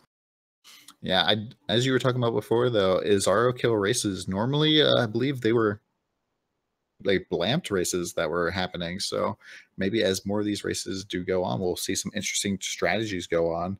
What do you think currently right now is going to be the fastest skill? Is it going to be Sunder, or is there some other options? Most definitely it's going to be Sunder, purely because of how fast Leap Slam is through Act 3. Because a Shadow can do its best to keep up with a Leap Slammer till Act 2. But once you hit Act 3, Leap Slam is just too much of a strength. You save so much time with Leap Slam, and Sunder mechanically is such a good ability that I wish there were spells that work like Sunder. That would probably be pretty OP. Looks like Paul's passing by another essence as well. Doesn't need any free rare items in this race. Has a tabula rasa. Says, I don't need any additional help. I can do this all on my own. And we do have people catching up, though, because I do see balormage and BergerBrush are both in the sewers at the same time. Balormage, we haven't really talked a lot about him right now, but he has been seemingly catching up a little bit to everybody here. He's actually passed Dclara and BergerBrush in levels. That's really surprising to see. The early leap slam fast attacks really helping him out in that aspect, I would assume. And his weapon isn't really even all that awesome. It's just a heavy cleaver with 49% increased physical damage. So it seems like he's probably been taking his time killing some more stuff. Maybe he's gotten a little bit more blue packs. I see it. He's got an orbital alteration, an augmentation, a fusing. So it's really getting some good drops. balormage, maybe that Path of Exile t-shirt giving him a little bit extra RNG to help him edge his way back into this race. Yes, it is early in the morning or in New Zealand, I do believe, and Chris Wilson's probably coming to work, turning on Twitch, and seeing balormage in last place with the Path of XLT, and he's like, no, I must give this man some RNG. He cannot finish last place with the PoE t-shirt, and this is the result that we're seeing. But unfortunately, he is also leading up the death count with, I believe, 3 deaths. So even if he does end up catching up completely to our front runner Paws, he's going to need a little bit more than just RNG in order to win this race. At press start to Paws, YOLOing a blue lockbox and just going for it, even though she has still 1 greater life flask. We do see that all players right now, besides balormage, are using 2 and 2. balormage opting for 3 life flasks. Is that something that, you know, maybe he should be dropping that Quicksilver by this point and using a second mana flask? Are you going to be able to leap slam enough with just 1 mana flask? I do believe you really want to drop the Quicksilver for the mana flask, because 1 mana flask is really not enough to leap slam that much. Especially, it's not less about the leap slam, more about on bosses, where you want to be turning on Hatred. And once you turn on Hatred, your mana pool is going to be so low that it's really hard to time your mana flask properly to have like maximum uptime. So you definitely want at least 2 mana flasks and 3 life flasks for the Izaro fight. And I just did notice here that Dclara did finish up the Catacombs trial, did have that Haste Shrine.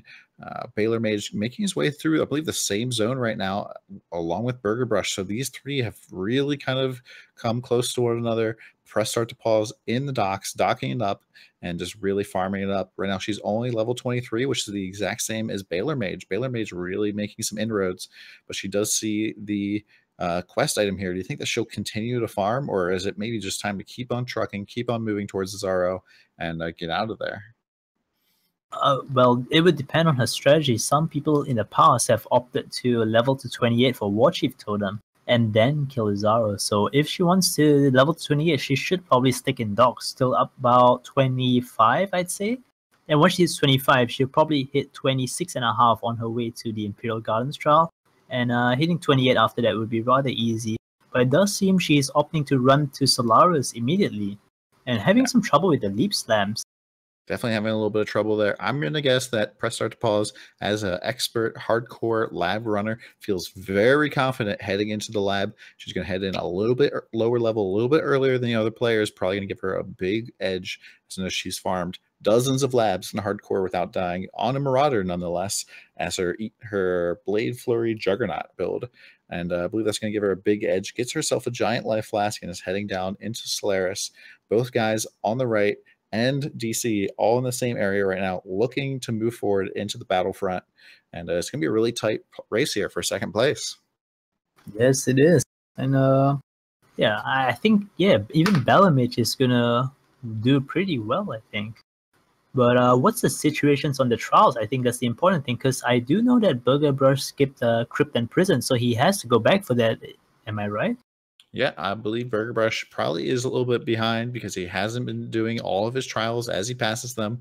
And he is in the battlefront, and he's a little bit physically ahead of the other players, but we'll have to go back to do those trials. He hasn't accumulated any deaths yet, though, compared to the other 2 players. I believe DC has 1, and balormage has 3. So maybe that little bit of time edge he's getting there will help him out, get those trials in. It'll be interesting to see what level these players decide that they're ready to go in against Izaro. And Lara right now is only missing the Hedge Maze, and I believe this is the same for Press Start to Pause. That should be correct. And I do see that there's a lot of advice going to these participants in chat. It's really nice to see that everyone's helping in, not just Noogie. It's nice to see the community supporting their favorite streamers and stuff. The same way QDog has supported his fellow streamers with the tabulars. Oh yes, definitely. These tabulars have been really great, really helpful. Without them, we wouldn't be able to do this race. Kind of like how you wouldn't be able to kill Izaro without a positive mental attitude. Remember, think positive, think cute dog. And I'm getting confirmation here from chat that Paws has to do prison still. So she's actually slightly behind in terms of trials, but she is way ahead in terms of actual progress through the game. Yes, but prison's trials doesn't take too long as compared to crypt. Like crypt is the big one. I do. Oh, is that BergerBrush and Fellshrine ruins I see? Yeah, that is BergerBrush going back. He knows he needs to do these trials, and he's all the way back in Act 2. So killing anything now is pretty much going to be almost no experience. And so he's definitely losing a little bit of time, losing a little bit of ground in order to get his trials here. With press start to pause heading your way towards Gravicious. Do you think that we'll see a Gravicious kill? Might go for an Earthquake build to change it all up? I believe if anyone kills Gravicious, it's probably going to be for the War Chief Totem, if anything, because that War Chief Totem does way more damage than a Ancestral Protector. And I do see in BergerBrush's stream chat, one of his viewers actually told him to go back to Crypt, and he's actually following their advice. That's nice of the viewer. And he gets a muttering essence of contempt, too. Wow, this RNG by this guy. He might be able to craft the GG Arming Axe which will enable him to do a level 25 Izaro kill if he actually gets lucky. Yeah, that'd be really good. He's already level 23, and so if he's able to get a good Arming Axe out of that Contempt, he might just be able to crush the competition by going in a little bit earlier. He does have a little bit of trouble with the traps there, does get spun on, but he's able to get through to the plaque without any problems. Is he going to log out here, or it looks like he's just taking the portal? And I'm not sure exactly what he's doing. He's going to portal scroll out, and looks like Press Start to Pause is working her way towards that hedge maze, and which means that she's only going to have the hedge maze trial and the prison trial remaining. Balormage is still in the docks, actually getting a lot of experience. He's, I believe, almost caught up. He's about to hit level 25, so he's actually right now our XP leader. Do you think that he's going to level up higher than everybody else? I do believe that he is going to level higher than everyone else because he has two ceremonial axes decorative axes in his inventory. So that's a level 29 weapon. So we might be seeing some intense XP farming in the docks. Maybe he's looking to get lucky with a Jack in the Box or something with a unique item. But yeah, it might be a 29 Izaro kill coming out from balormage. Could he also be looking maybe for some Adziri side zones? Maybe like looking to farm up for Standard League? Might also be items. Yes, he might be a solo self-found Harbinger softcore player, following in the footsteps of Dclara. That would be interesting to see. Dclara actually does play hardcore solo self-found, by the way. So it looks like she does pick up an axe here that she might be looking to craft as well. And she's got the Thematic Sulfite. So we do have a bunch of players in the very same spot. BergerBrush a little bit behind now physically. He, I believe, is heading to the docks right now. Press start to pause, finishes out that second to last trial that she needed. No problem. Big smile. She might even take a vape here. And is she going to head back for her last trial? Looks like she is going to head back to the prison. I do believe that's the last trial she needs for the Izaro kill. So I wonder if she's just going to rush in. She does have a blue rustic recipe broadaxe, which could be enough to kill Izaro. I'm not too sure. Her gear is looking rather decent. Oh my god, are you looking at that sapphire ring? It has pretty nice sapphire ring she has is insane. It's got 1 to 23 lightning damage to attacks, 90 accuracy rating, and cold res additional to its base. So that thing is absolutely beastly. Really going to be taking no damage from the cold bombs that are hitting the ground. And so she looks like she's jumping around and going to get this last trial. We may be seeing a very quick Izaro here right now. That is true, and despite her ring being good, I do think the rest of the gear is rather mediocre. Though she has a white rustic, a white jade. I mean, these gloves might as well be white. It's just 1 to 14 lightning damage and a white iron ring. So she definitely could upgrade some jewelry before she heads into Izaro. Looks like she just reset and created a new battlefront. So maybe she's looking to get some experience here as she moves forward. I believe that maybe she is going to get some experience here. Is this a good spot to farm?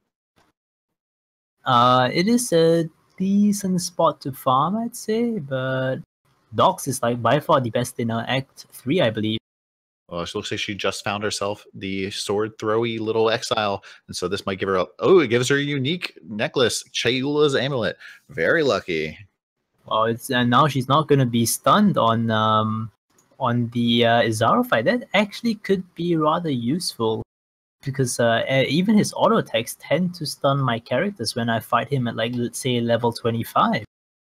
Looks like we have both balormage and DC working their way through Solaris Temple 2, both almost at the exact same spot. And BergerBrush is working his way through the docks. Who do you think is going to be the second person that's going to get into the lab? I want to say it's going to be balormage, but I'm not too sure. And I'm getting some updates from chat that, in case we didn't notice, Paws has had a rip at the maze. Would that be the hedge maze for the trial? I did not see that. Did you manage to catch that, Don? I did not catch any rip there from Paws. So we definitely need an update here. I do see here from Havoc that Paws now does have one rip, making BergerBrush the only unkillable player at this moment. So maybe he's got a little bit of an edge. Maybe he'll be able to pull that lead out of the hat in the labyrinth. He's looking very intense. No giggles, no memes going on in his channel right now. He's rather known for really doing some crazy things when he gets some follows and some subs, but right now he's not doing any of that right now. It's just all business now in the BergerBrush channel. Yeah, all his energy is going into winning this race. I think he's getting updates from chat that his competition is actually doing pretty decently well, and that he needs to pick up the pace if he wants to stand a chance at winning. And being the guy with like 0 deaths, like, he could actually pull this off if the other participants just die in lab. Oh, yeah, a death in lab is even worse than dying outside the lab because you end up losing all of the time you spent in the lab. Looks like Press Start to Paws has a culling strike that she's keeping in her gloves. Do you think that's really going to affect level 3? Sorry, can you repeat? She's got culling strike in her gloves, you said? Yeah, she's looks like she's bringing culling strike along with her, and that might make third phase Izaro significantly easier, don't you think? Oh wow, totally. Yeah, I'm seeing it now. The culling 3-link leap slam, fast attacks, and culling strike. It's actually really good to use on Izaro because as a dual wielding class, your leap slam is rather quick. So you're definitely gonna pull off the cull rather easily. It's really smart play. Yeah, does seem she's preparing to head into the lab. She's put on a leather belt instead of a rustic stash now. She still has the iron ring on, but I do believe she might want to opt for a resistance ring, or maybe not. Yeah, it looks like she is spending a lot of time shopping and is the first person into the Aspirants Plaza. That's gonna be tense. We're gonna see how she's gonna do in the lab. Let's look at her levels actually. She's level 25 with a rare rustic recipe crafted arming axe. A tablet, a white jade amulet though. That's rather surprising because you do get a rare amulet as a quest reward from either the docks or battlefront items. So I'm surprised she hasn't upgraded that yet. I'm wondering if it's still in her inventory, perhaps. Yes.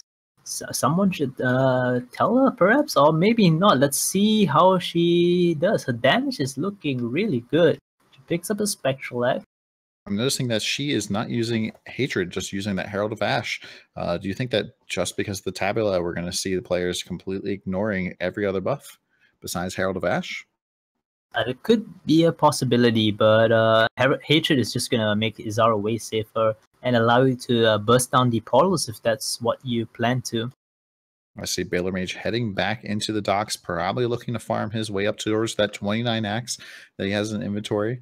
I'm not really sure what he's doing in terms of his trials just yet, but it looks like DC is working her way towards the trial here in the hedge maze. And we do have Paws heading into the first Izaro fight. So let's see what she plans to do. Is she going to keep down the idols, or is she just not going to bother and be willing to take the damage from the barrels? Yeah, I mean, if she can kill Izaro before any of these idols go off, it'll be really interesting because with that Tabula Rasa, she does do quite a bit of extra damage, but it does appear that she's walking around hitting the different idols as they come up. Yes, I'm getting updates from Havoc that Lara died in the hedge maze, so that's another rip added to her tally. She's up to 2 rips now, with Berger still at 0. I'm reading here that press start to pause. The reason she hasn't changed her amulet is because of stat requirements, probably for Blood Rage. But I don't see that she's actually using Blood Rage currently, so I'm wondering what is the dex requirement that's holding her back. Could that be faster attacks? Oh, it's probably fast attacks, but you do get a rare Jade Amulet from the quest reward, so you could have just picked that up and identify it for a potential amulet upgrade. Just picked the wrong one, not thinking that she needed these stats. Looks like balormage is hitting up the notice board right now, looking for maybe a party, maybe some assistance to kill Izaro, maybe a lab carry. We're not sure. This probably, maybe he could message Zizaran. Zizaran's lab run is actually Minotaur viable, so he could do some work on normal Izaro, I'm sure.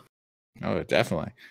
I don't think that's allowed within the race guidelines, but I'm not sure that a solo self-found character can get into that notice board. So maybe he's not in solo self-found.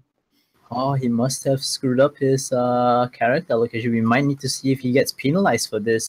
Looks like press start to pause is completely out of life flasks right now. Is really kiting around Izaro, really spending a lot of time keeping these idols from popping off, and might be a little bit of trouble here. Her damage is not as impressive as I thought it was going to be. Isn't even using her there he goes, totem's up. Ooh, takes a huge wind slash down to look like 10 HP there. So very scary. It has no life flasks left to use and is having even trouble killing the skeletons. What's going on here? Like, why is her damage not that great despite having a Tabula Rasa? I do think that a lack of confidence is evident here. If you did not know, confidence actually gives you 10% more damage, as you are able to just stand on top of Izaro and constantly damage him. But she does not seem too confident in her white shirt, brown man setup. It looks like she's finally able to get Izaro phase 1 complete. We do see balormage is making his way to Izaro right now. As you predicted, he is the second person into the lab here at level 26, being the XP leader, looking for the exit, probably having a little bit difficult time reading the layout. Do you think players have the layout from Poe Lab pulled up right now, or did they potentially just YOLO their way through this small labyrinth? I do believe they would have the PoLab layout open because these guys have been taking it really seriously with practices and stuff. So I'd be really and what is Paws doing? She's doing the escort gauntlet. Am I saying this correctly? Maybe a little bit of bad manners there from Paws.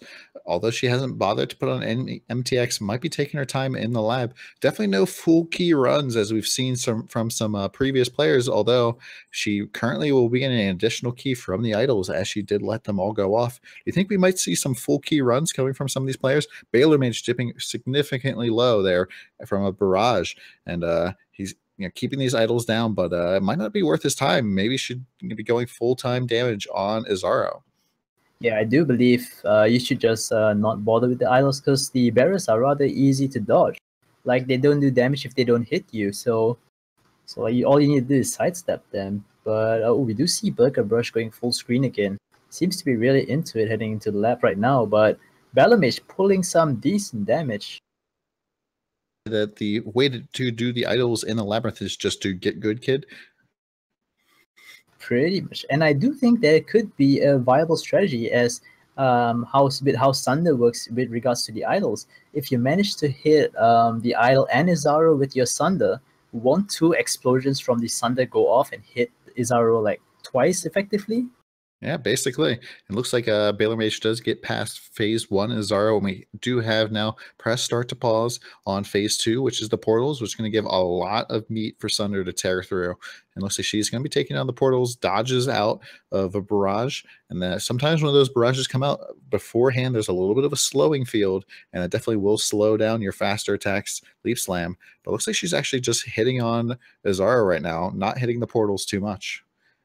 We do have BergerBrush almost on the way to the first phase as well. It's going to be very tight here. If any player does die, they could drop into last place. That is true. I do think Paws is still probably the favorite given how far BergerBrush is behind. But we'll have to see if Paws does fall. BergerBrush might actually win this, surprisingly. It looks like DC is heading into the labyrinth right now. Press start to pause in a very tight fight here with Izaro and the portals. Isn't focusing just one. It's kind of giving a little bit of love to each portal. And it hasn't, I believe, killed any of them just yet besides that far right. So she still has 2 portals up. Would it potentially be dangerous or a bad idea to leave like 1 or 2 portals up as you go into 3rd phase Izaro? It would definitely be a bad idea because I do believe the mobs that spawn from the idol do not give flash charges. So they just be damaging you with and killing them would not really do much other than stop them from damaging you, but they would just keep spawning anyway. So you definitely want to put down the portals when you're doing today's lab. Well, one of the things that she could potentially be thinking about is maybe using Blood Rage to get a little bit of an extra leech off of these crazy amount of monsters that keep coming out. And we do, with the way that Sunder works, having more monsters that you can potentially bait Izaro into standing next to, that he'd be able to take more damage from that. That is very true. And we see balormage approaching the 2nd Esperance trial, I believe, while BergerBrush is just cleaned up the 1st. So Paul's definitely still in the lead, but just finishing phase 2. We do have balormage heading into phase 2 as well. We'll see if he's able to handle it faster than Paul's did. He tanks a huge wind slash, then a barrage, dipping really low, dodging out of the Sunder. Press start to Paul's really has to pick up the pace if she wants to keep her lead right now, as Berger and Baylor are both catching up very quickly. And looks like balormage is still just tanking lots of damage, taking lots of hits from Izaro. Has really good flash management, though. Do you think flash management is something that's really going to matter here? Yes, most definitely, because they're all going in rather under-leveled without a War Chief totem, so you really want to be on point with your flask charges. And I do see that Paws is using a level 18 flask instead of a level 24 on her number 1 slot, whilst everyone else has 2 giant life flasks. So I wonder if that's going to make a difference in the last fight. Although Paws does have Vigilant Strike and Culling Strike, so she might be able to pull this off rather safely in the last phase. And just be able to face tank with that Fortify provided by Vigilant Strike. I do see Dclara is basically almost nearly face tanking Izaro right now with that Stibonite Flask. Stibonite giving her that additional 50% chance not to be hit really might make a difference, but she seems to be focusing more on the idols right now than on Izaro. Yeah, that's definitely a mistake. You want to just kill Izaro as soon as you can, instead of focusing on idols, because they are going to go off no matter how hard you try, unless you have the damage to face Izaro before they go off. But definitely not going to have the damage at this point in the game. We do see balormage cleaning out the 2nd Izaro, I believe. And Paws is messing around with a Dark Shrine. What does she get? I cannot see, actually, what she got. Yeah, I'm unable to see that as well. Maybe chat will be able to fill us in with what Press Start to Paws was able to get out of that Dark Shrine. But balormage is catching up very quickly. I don't believe that he has Culling Strike, which would really help out, especially because Press Start to Paws is only going to need to do for about 2/3 of this particular fight. But he is using Arctic Armor, which is a little bit of a different choice that we haven't seen from a Sunder player before. Yes, that is true. Arctic Armor is pretty strong on Izaro, because if I'm not mistaken, just went down to, looks like double-digit HP, really low, very, very low right now. Her face really intense, completely out of flasks. She's probably more used to using 3 to 4 life flasks. Only having 2 right now is probably hurting her, and maybe that Stibonite was a bad call. Yes, she does not seem to be using the Stibonite too effectively. And she's out of flask. Oh, she manages to phase it though, yeah. She's fine. Shaking her fist, saying, "Screw you, Izaro, you can't kill me." Press Start to Pulse, looking for a spot to drop her Culling Strike into. I believe she took out Chance to Bleed support, which definitely is going to give her a big advantage here on Izaro. Most definitely. And I do think she's going to bring it home. BergerBrush is nowhere near the final Izaro, I believe. I believe that looks like balormage is also on the final Izaro. Very close call here. It really is going to depend on who has the damage and that Culling Strike. Although both people on Final Izaro only have weapons that are basically crafted with the rustic recipe, so no real advantages here. balormage dipping very low and just barely manages to get out of the way of a wind slash. I do believe that even if balormage kills Izaro before Paws does, with the 2 extra death that he has, he's just going to come in second place at best. Yeah, so he's got to hope that Paws makes some big mistake or dies here. And my balormage stream is lagging a little bit, so hopefully we'll be able to see what happens here. Takes a huge charge, and looks like press start to Paws might just win it right now. Yes, I do believe Izaro is approaching the calling strike range really soon, so it might be over, boys. I'm seeing that Izaro does go down for balormage with a time of 1:30, which we do add 3 additional minutes. That's 1:33. And we're able to see if press start to Paws manages to waste 2 minutes here, but I don't think it's going to happen. Yeah, it's we'll have to see. She might actually. She's out of flask charges, that's for sure. That's a little bit scary, but she does have the skeletons. I think she's just really working on damaging Izaro, and it would be very unfortunate, though, if she died, because she is still in the lead. But she is taking a lot of damage, does have 1 use of her life flask, isn't using it, though, right now. Oh, there she goes. She gets back up, and very, very close. This is going to be a very, very close call. Looks like BergerBrush is heading into another fight here. We got Dclara one, also fighting on the portal phase. And it's going to be very interesting.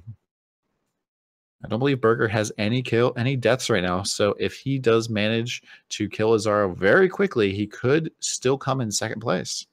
That is true. Like if he kills Izaro within 2 minutes of or 1 minute of just logged out. Press start to Paws. Just logged out. Throwing away the first position. She might have died there. Even it's hard to tell. We won't be able to tell until we get a slash death. And BergerBrush also dies. And so he gets his first death, really upset, very tilted, eats a whole barrage. We had 2 deaths here on the 3rd phase of Izaro. And suddenly Dclara 1 is really in a very good position to come into second place. I do believe that with her 2 deaths, though, I think the victory goes to balormage. Like, it's over. Oh, yeah. balormage definitely does win, even though he has died the most right now. That's a big, big setback for her. Dclara 1 actually looks like she just maybe died as well, so it's anybody's race right now for second place. Yes, I'm proud to see that my initial guess of balormage taking it home actually came through. Oh yeah, I'm doing a little dance, and maybe that IRL MTX is really paying off. Chris Wilson getting into the office finally, turning those knobs and giving him that win. Oh, that's it's really fortunate. Now we'll see. Oh, Lara is back in docks for some levels, it seems.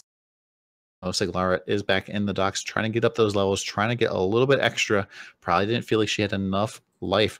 Definitely, even though she has taken several life nodes, only has 600 some HP compared to Baylor's 700 some. So that's a very big difference. Paws, I believe, having the most HP right now, but does look like BergerBrush is currently in the lead for second place. That's true, yeah. And so let's see. We have Lara with 3 deaths, Berger with 1, and Paws with 2. So yeah, I think you're totally spot on that assessment. BergerBrush is definitely in second place. And even just physically, he's like ahead of everybody right now. He's been fighting Izaro phase 1 for a while.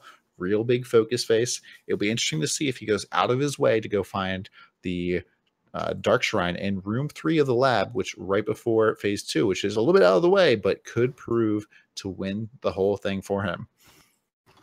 One thing I also didn't notice is I didn't see any players going for the thing that would immediately disable the first portal. I believe it's called a portal shredder, and that'll be in room 2. It's an extra little item that you can get out of a chest that makes the first portal that takes damage just immediately evaporate. Is that something that these players maybe should have been thinking about? Most definitely. Like the I do think the pro event, all the racers actually went for the pulse shredder, and I don't know if you missed it, but Paws actually died to Izaro. Oh, she did die. I saw, I believe, a logout TCP macro, but I wasn't sure that I saw a death. No, after that logout on her second run through the lab, she actually died. Did not see that death. So she is now up to, I believe, 3 deaths, is it? Or is it 2?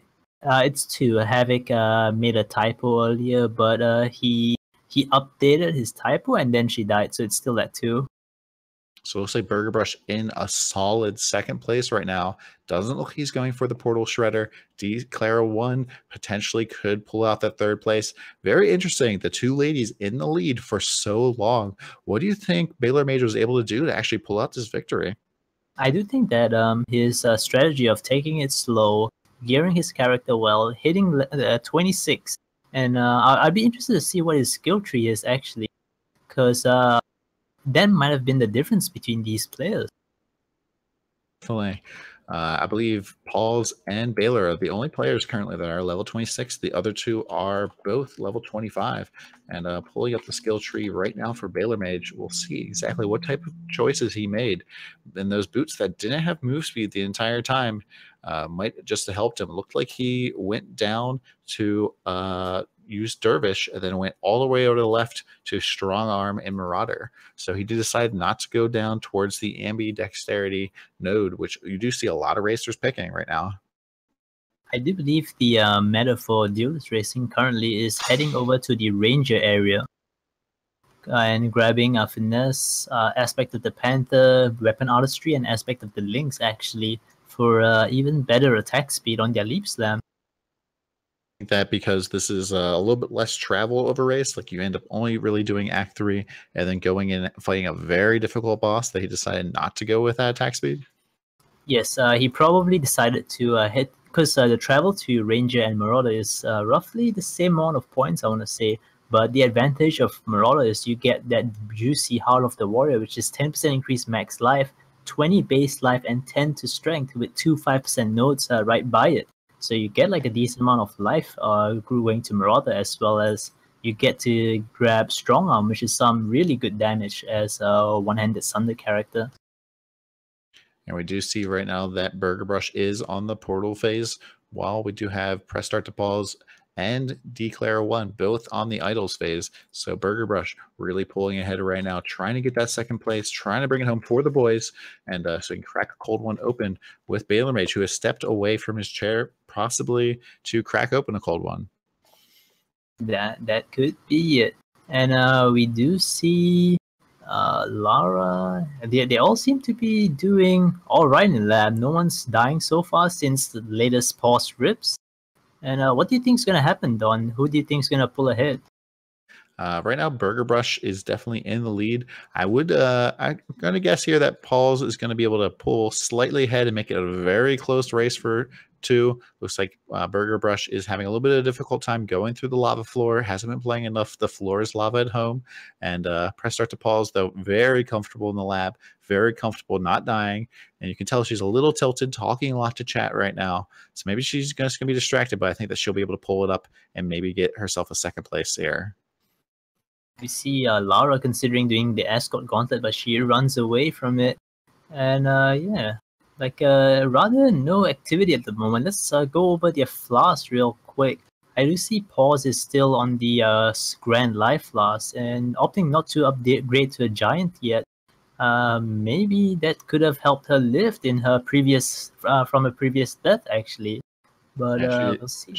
She is the only racer that does not have 2 giant life flasks. She does have a grand and a giant, and is still using that Quicksilver.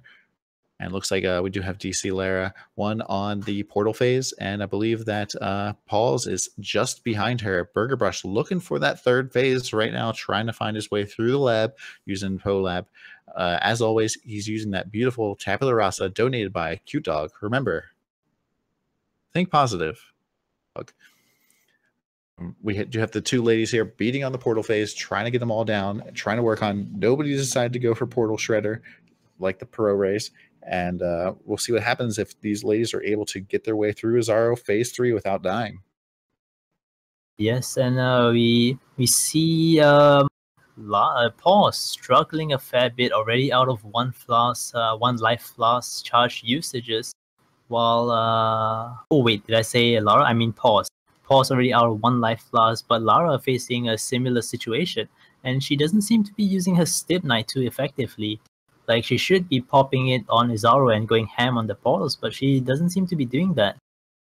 And it looks like Izaro's pretty far away from her at all times. She's almost playing this like a rain. Oh, using all of her flasks, dipping extremely low. Almost died there. Yes, there is, and it must be really intense with all the barriers going around off as well. Like, she just got clipped by one, and she might get hit by. Nah, she manages to not get hit. But in the top right, we have BergerBrush fighting phase 3 Izaro, not necessarily getting his totem onto the boss too much, and is having to deal with a lot of idle spam, and is really focusing right now, definitely leaning all the way forward. You see balormage watching what's going on. He's just laughing right now, wearing that IRL MTX, and we'll see if BergerBrush is able to bring it home here for the second place. So it does seem that BergerBrush is way more composed on this fight than he was in the last time that he attempted the Izaro fight. And I do think he's going to pull it off rather smoothly. Definitely no case of Mom Spaghetti on BergerBrush's screen. Both ladies on the left looking very stressed, knowing they need to catch up, knowing that their lead has evaporated, and working both on the portal phases. Looks like press start to pause has finished up the portal phase, which means that I believe that she did pass Dclara 1 here. BergerBrush still with a lot of stuff going on, lots of bombs going off in front of his face, and he's got to figure out a way to kill Izaro so he can finally claim that rank 2 spot. That's true. Izaro is going down soon, though. Like, it's like a couple more hits, I do believe. And he does get it. It looks like BergerBrush will be rank 2. He big smile, big claps, and balormage sees that his fellow friend has just gotten second place, and BergerBrush trying to confirm if he got second or third place, grabbing some sort of large glasses. Do you know what these are about? I've got no idea. It must be some American thing, because we definitely do not have stuff like that down here in Singapore. But, okay. But yeah, it's rather. Just taking her time through these traps, and she is definitely considering, knows the layout, knows that that's a very deadly room, and maybe that lab experience really just paying off for her. Take your time. BergerBrush going absolutely insane, full screen. Really happy with second place. Yes, it's a rather interesting turn of events, hey? Because at the start we had the girls pulling ahead of the guys, and we both thought that they were gonna like pull it off because they were playing the superior Marauder master race, and but no, they get passed by the two guys. Yeah, it's very interesting. Both duelists pulling ahead and going in that 1v1 duel with Izaro. Might be better to pick duelists, don't you think, just for the name? Oh yeah, definitely. I think in the past, duelists were only losing because of the red shirt, but now with the Cute Dog sponsorship and the white shirt replacing the red, the duelist has pulled ahead of the Marauder. Yes, definitely. That white shirt brought to you by Cute Dog is definitely seems to be pulling the duelists ahead. Both ladies now looking for, I believe, phase 3 Izaro. And it'll be interesting here to see who gets there first and who's able to clear out. It does look like DC might be in the lead right now. Yes, it is important to point out that Lara has 3 rips, whereas Paws only has 2. So she needs to kill Izaro a minute before Paws does. So I'm unsure if she can actually pull it off. As I think Paws is almost the last trial, or no, she's not. So she's right behind her. We have to see what kind of damage Lara can pull out of her Marauder here. I believe they're like almost literally both in the same room. Dclara pulling in to the third phase of Izaro. Has to hope here for Paws to take her time and or die a third time. Dclara getting a little bit of Mom Spaghetti, pulling out water, wasting time that she might not have. This might cost her the race. Yes, I think her chat isn't updating her on her position right now. She's like taking it slow. Or maybe she just wants to get herself composed for this fight and not die once again.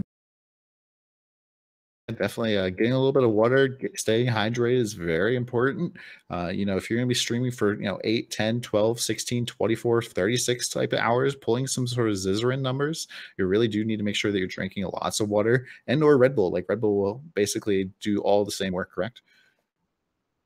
That is true. Red Bull is a rather good substitute for water, I do believe. And actually Zizaran would be a really good person to talk on that topic, as it does seem he chunks down that Red Bull rather often, wouldn't you say? Yeah, and he is known for streaming plenty of hours. Both ladies now on phase 3 Izaro, jumping around, knowing that they need to kill as fast as possible. And the two gentlemen watching the other streams, celebrating on the other side, and Dclara dodging with her head and in the game, really getting into it, completely out of flasks, super low, 150 HP, dodging a barrage, trying to get some attacks going. Do you think that these players should have been using Blood Rage for the leech at this point? That is definitely an option, although it is entirely possible that they don't put up enough damage for the leech to be relevant, because right now their damage numbers aren't too high. Oh, yeah, that's definitely true. I do notice that Press Start to Paws hasn't been using that Vigilant Strike, even though it's been on the bar the entire time. Is that something I noticed as well in the Conduit phase? In the very first time she entered lab, she was really disciplined on keeping it up. But after a while, she just completely forgot about it. And wow, BergerBrush's stream is rather distracting. I might have to close this. He is going ham. Press Start to Paws pulling in 3rd place with a kill, with I believe only 2 deaths. So that'll put Dclara here at. That is unfortunate for Lara, but she definitely put in a good effort on this race. She started off like rather far behind, I want to say, but she managed to catch up a lot. And if she did not have those unfortunate rips, she definitely could have placed better. But at the end of the day, good job to her. Like pat on the back for this fantastic display. Been doing a lot of practicing, getting some pro tips maybe for the first couple zones, as she did tear it up with Paws, catching up in until basically they got to lab. So maybe a little bit of more lab practice would suit these two very, very well. I know low level lab is very different than doing it with a fully geared out character, even in hardcore. That is true. And I believe BergerBrush is doing the chicken dance or something right now. I'm not really sure what's going on. I don't think we're showing this, but it's a little bit crazy right now. Yes, I do believe we can head back over to BergerBrush's stream as soon as Lara has Izaro down. She's down to 1 life flask use, so she's got to be careful. She's got to use that Stip Knight effectively. I think. Do you think that Dclara, as we know, always had a portal open for every single boss that she was fighting? Not being able to do that in Izaro might just be hurting her. Yes. Although, congratulations to all the players. We do have 4 finishes here. And with those 147 time plus 3 deaths, so about 150, which is pretty respectable for an amateur. I know that I've seen sometimes even slower than that in semi-pros. That is correct. We've seen slower times from the semi-pro category. Might have to consider upgrading balormage to professional or something, but damn, BergerBrush going ham with the dance moves. Super going ham. Definitely showing off his dance moves, saying that I'm ready. I want to go again. I'm looking forward to racing. He's super hype, building the excitement in his channel. Totally crazy, man. And we are very excited, though, to congratulate all 4 racers using those cute dog tabula rasas. Remember, think positive. Think cute dog. And hopefully we'll be getting an interview here going soon with the winner or some of the other people once they get into Discord here. Oh, hello. Australian. How you doing, balormage? How are you feeling right now? Oh, that is the least geared character I have done of all of the test runs I've done, which might have been, I don't know, 30 odd test runs. Wow, 30 odd test runs. Do you think that extensive practice really helped you pull ahead here? Well, I don't know what happened in Act 1, but I'm just going to pretend that it didn't happen and go about my business. I'm going to say the practice is the only reason I was able to kill it with such terrible gear. I have the worst gear. I wasn't even comfortable going into lab. I ended up, my practice runs, I was level 24 doing this and getting 10 minutes shorter on the time. Oh wow! But I had no gear, no nothing, and I was like, I need the extra damage. This is not enough damage. I haven't found another weapon yet. I haven't just it was so bad. I was like, nope, gotta go back to doctor. I gotta hit 26. I need that passive for damage. Otherwise, I'm screwed. That's definitely something that would help you out getting more skill points. We did notice that you didn't manage to find any sort of move speed boots. Do you think that the fact that you had boots with life and resistances ended up helping you out, though, in the long run, since you were ending up slamming so much? Well, I mean, I never. I mean, they're better than almost every other piece of gear I have. In fact, I think they're the only good piece of gear I have. So yeah, that race was basically carried by crit shrines. I don't know how many of those you guys saw, but I think there was 5 or 6 crit shrines in, and that's how I was getting through. 5 or 6 crit shrines, that is quite a few. I know that you'd kind of fallen behind, like both of the girls had pulled ahead even though they muled, and we kind of like written you down and out of the race, but you managed to grind your way up in experience and in distance in the race and just really pulled ahead. Yeah, I don't know. Australians do better as an underdog. But yeah, I don't know what the hell happened in Act 1. I think I've been up 22 hours now. I'm just gonna blame it on that. 22 hours is quite a bit of time. So did you have fun though, or is this something that you? Oh yeah, no, it's great. Okay, great. Great. Gucci, did you have any questions here for our winner? Not really. I'm rather impressed that you managed to kill Izaro with a level 16 weapon, actually. That's really unfortunate you never got a broad axe or arming axe. Yeah, I never got anything. And I checked the vendor twice, and there was nothing there either time. It's so bad. The gear is so bad. The DPS is 318 on most of my practice runs. It's been about 650 to 700-ish is the average Sunder tooltip that I go in with. This one's 300. Oh yeah, so you like basically get half the damage. Although the I do believe the tooltip calculations is rather inaccurate on Sunder, and because it's factoring your offhand. it only uses the main hand, and I've got one of the starter weapon offhands. Yeah, exactly. So it might be slightly higher, but yeah, it's definitely gonna be like maybe at best 60% of what you normally have. Yeah, this was not good. But I think Paws lost that more than I won it. That was hers until she had to log. Yeah, that was definitely very close. Very, very close. Paws could have won. Notice that she used a calling strike, and that wasn't something you opted to go for. Is that something you might change in the future? I meant to pick up Culling Strike, and I meant to pick up Vigilant Strike. They've been in all my practice runs. I'm just tired, and I spaced and didn't get either of them. Okay. I'm supposed to use Blind for the first 2 phases instead of Onslaught, and then Culling for the 3rd. Blinding. Interesting. Yeah, Blind, unless I've got a Stib Knight. If I find a Stib Knight, I won't use Blind, but Blind is OP. So you've got plenty of damage with a Tabula. You don't need to have all 6 of them. You can just have Blind and be very, very, very safe. Okay, well, excellent. I forgot.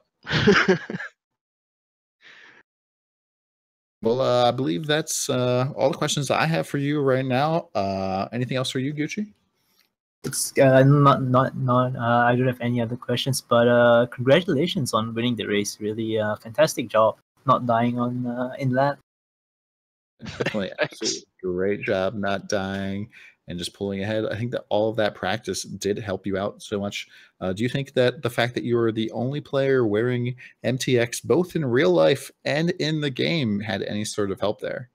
That's going to be the only thing that carried me, isn't it? That and crit shrines. Crit shrines and the koala pet are the most important things here.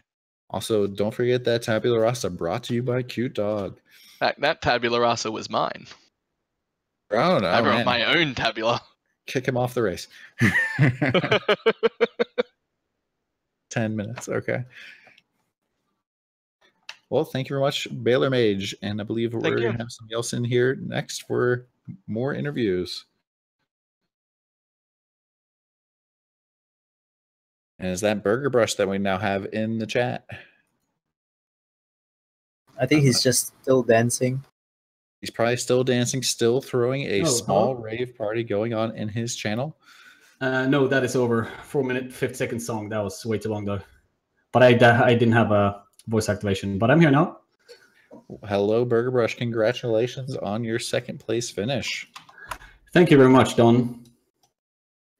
How did like what type of preparation went into like this race for you? I started practicing yesterday morning. I did one practice run where I took it really slow and just figured out like, okay, what gems do I actually want to pick up? Since I'm pretty new to the game, I've never played Thunder. I had no idea what gems I want to use. So took a slow run, and then after I figured out everything I wanted to do, I just did a real run. And then today I just did like up to Act 2 before the race started, as you were probably watching a couple of people on the stream. So that's most of the preparation that I did, I guess. Okay. And so you'd never played Thunder before this race. Is that something that you might want to try out again sometime in the future? Yeah, probably. I mean, like, it's a really strong build, obviously, since it's so meta and everyone is playing it. But I don't know. I never really felt like I wanted to try out Thunder for real, but I might do it in the future. I don't know. So many other builds that are so cool to do. And I know, Berger, that you are kind of well known for your insane interaction with both subs and follows. Was the fact that you weren't able to do this while you were racing kind of distracting you in the back of your mind?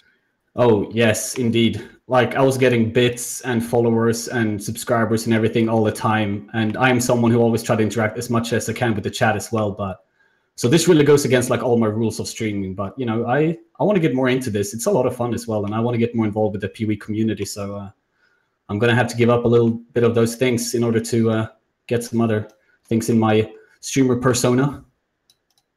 And maybe we might see like some sort of like additional dances over the next couple hours here to make up for all the stuff that you did miss. And it sounds like yeah, you are I think so in as doing well. more races in the future, correct? Oh, yes. I think this is amazing, to be honest. Like, it's so much fun. And like I said, I really want to get more involved with the PoE community and everything. So it's so much fun that I actually could join this, and watching all the other races as well. I feel like I'm getting to know more people and stuff like that. For example, I didn't know who Cute Dog was before this, but now when I actually saw him through the races, I think his stream is hilarious. Well, that's good to know, especially because you are wearing a tabula rasa brought to you by Cute Dog. So pretty much carried you the entire race. I brought my own as well, like Baylor. You brought your own. Oh, Yeah. kick him off the race. And I'm a softcore plug, you know. And I did notice, do you decide to use 0 MTX throughout the race? Was that something that you planned beforehand, or was this a mistake? Oh, wow. I didn't even consider MTX at all. I have MTX on my account, but I didn't even consider that at all. I was so stressed out about everything else. So stressed out. Okay. Well, do you think in the future you might completely deck yourself out? Yeah. I mean, like, MTX gives you mad power, bro. Is there anything else you'd like to say to the other racers or to us, the commentators? I literally wanted to kill myself when my chat was saying, you can come first if you kill Izaro now, and then I fucking died. I was so close to smashing my keyboard to abyss. Oh, so you did have chat open. You were getting a little bit of extra tips, maybe some distraction going on? Yeah, there was loads of things happening in the chat. It was really hard to read what I wanted, but, you know, I got some... There was a person that I actually want to give a shout out to as well, G-Man Danan in my chat. He helped me prepare for this and like give me sort of a battle plan. Like I said, I didn't know anything, so he gave me a couple of good tips here and there. And he was in the chat as well, giving me some tips when I failed. There was one moment in Act 3 where I missed like one of the most important waypoints, and he was like, "Dude, you gotta go get that waypoint. It's so important." And yeah, I got so pissed at myself because I made so many mistakes I shouldn't have done. But you know, it's still a fun thing, and I just got to practice more and get like less nervous, I guess, because I was so nervous over this as well. Yeah, seems like more practice might help you get into that first place. I know Baylor did, I believe, over 20 practice runs, and oh wow, I might have given him a significant leg up. Yeah, I should have practiced more. I don't know why I didn't, to be honest. I really felt like I wanted to take this serious, and I wanted like the only thing that I wanted was not to come in last place. But when they said that I could come in first place, I really wanted to go for it. But yeah. Gucci, do you have any additional questions right now for the Burger Boy? I do not, but like, congratulations on coming in second. Thank you very much, Gucci. It means a lot to me, man. No worries. Well, congratulations, BergerBrush. So make it a press start to Paws or Dclara 1 in here. All right, thank you very much, guys. I'll see you later. Thank you. Yeah.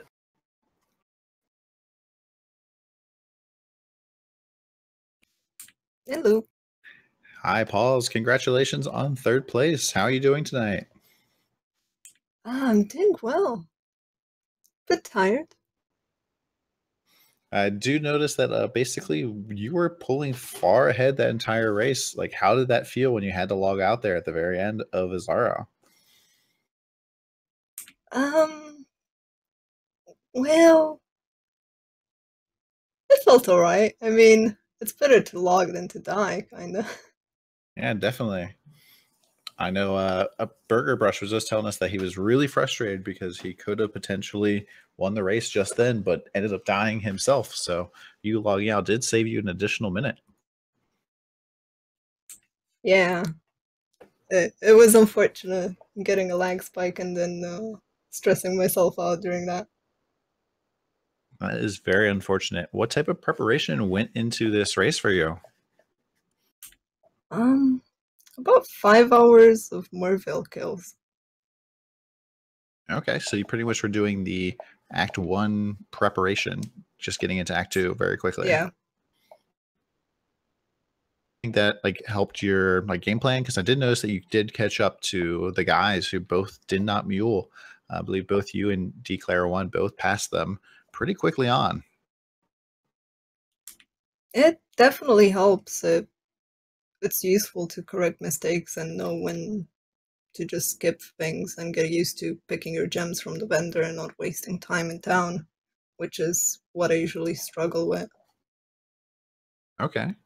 Are there any other things that you were like really working on improving before this race?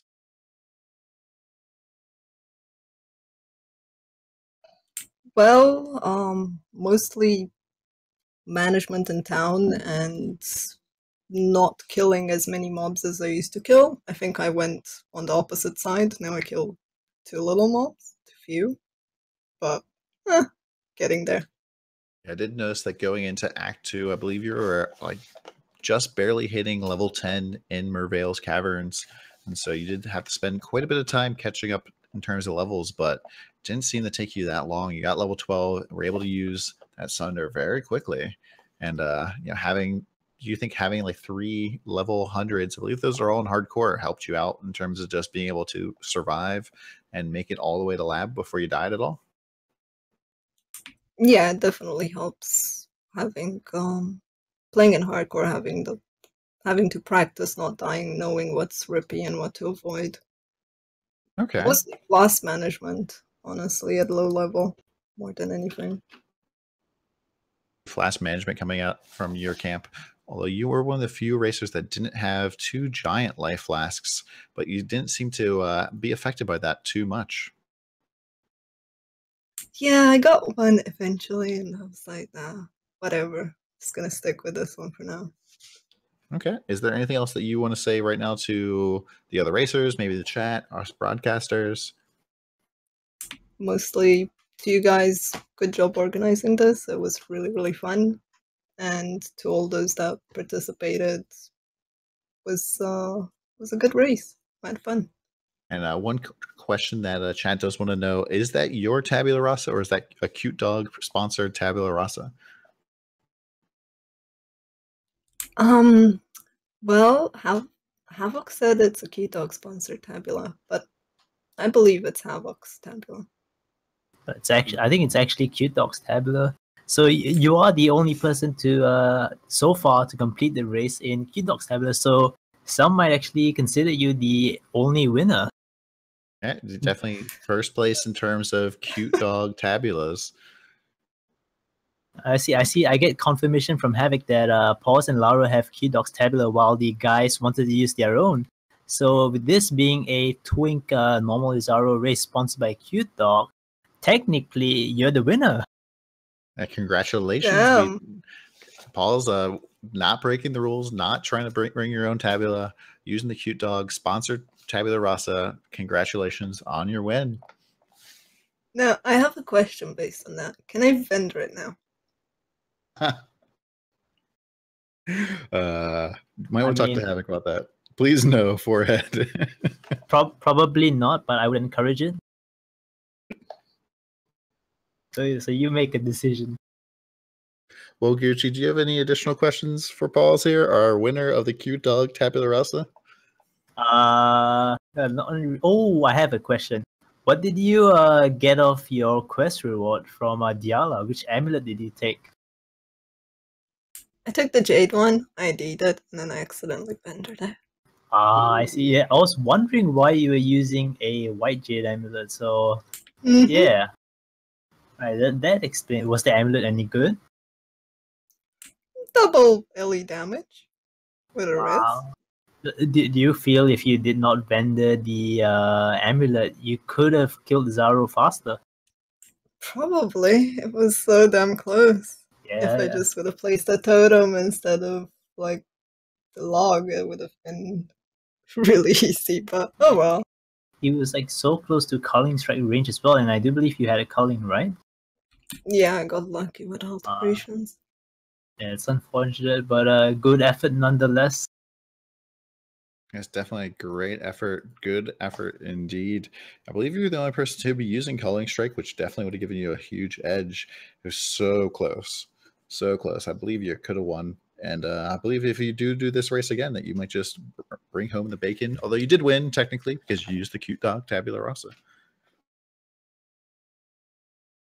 Well, thank you very much. Press start to pause. And do appreciate you participating. Are you going to be interested in doing more races in the future? Yep, definitely. Once I fix my CPU, most likely. It was really fun, though. Well, thank you very much. I hope you have a great rest of your day. Likewise.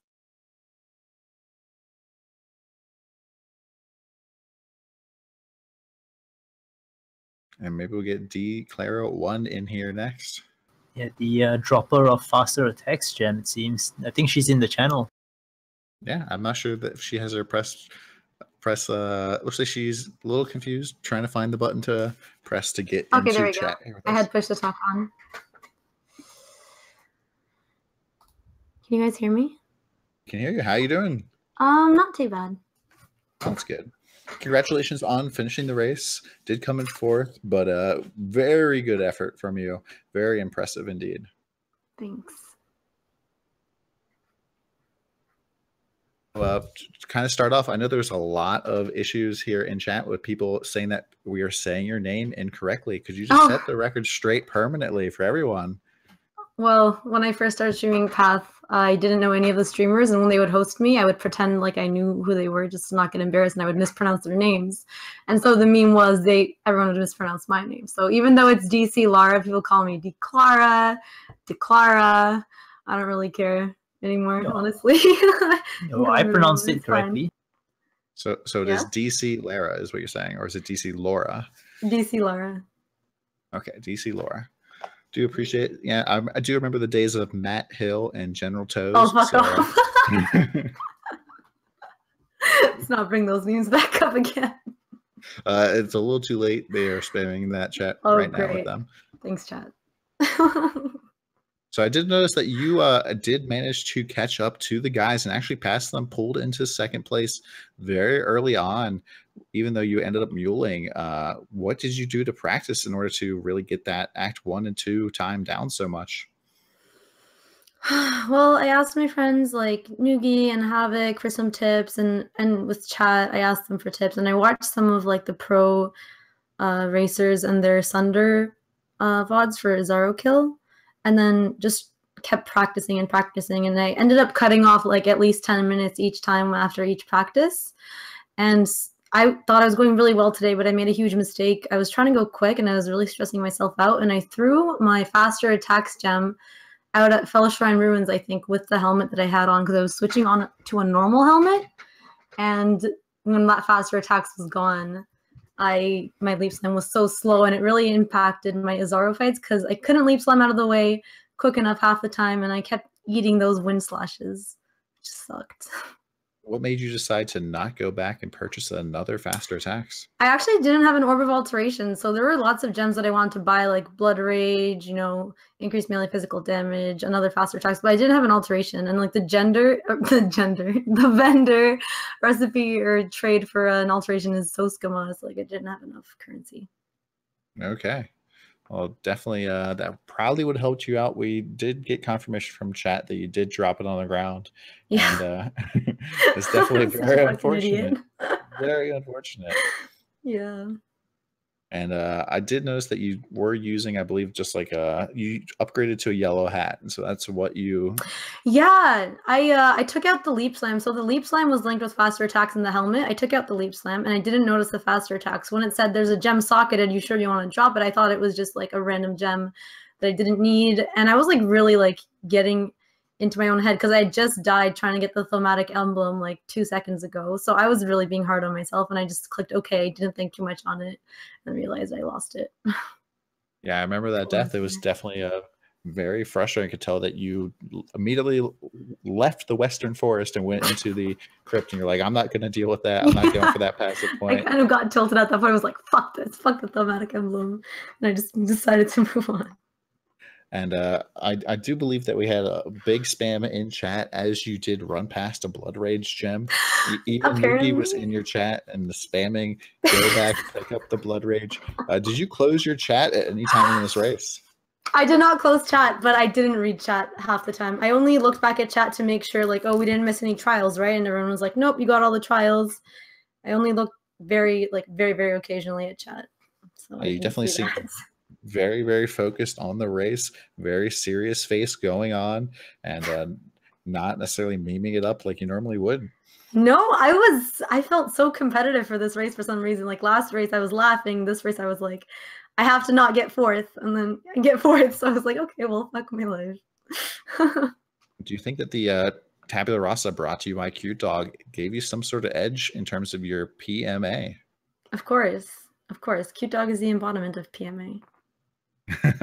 Well, thank you very much. Gucci, do you have any questions for our fourth place?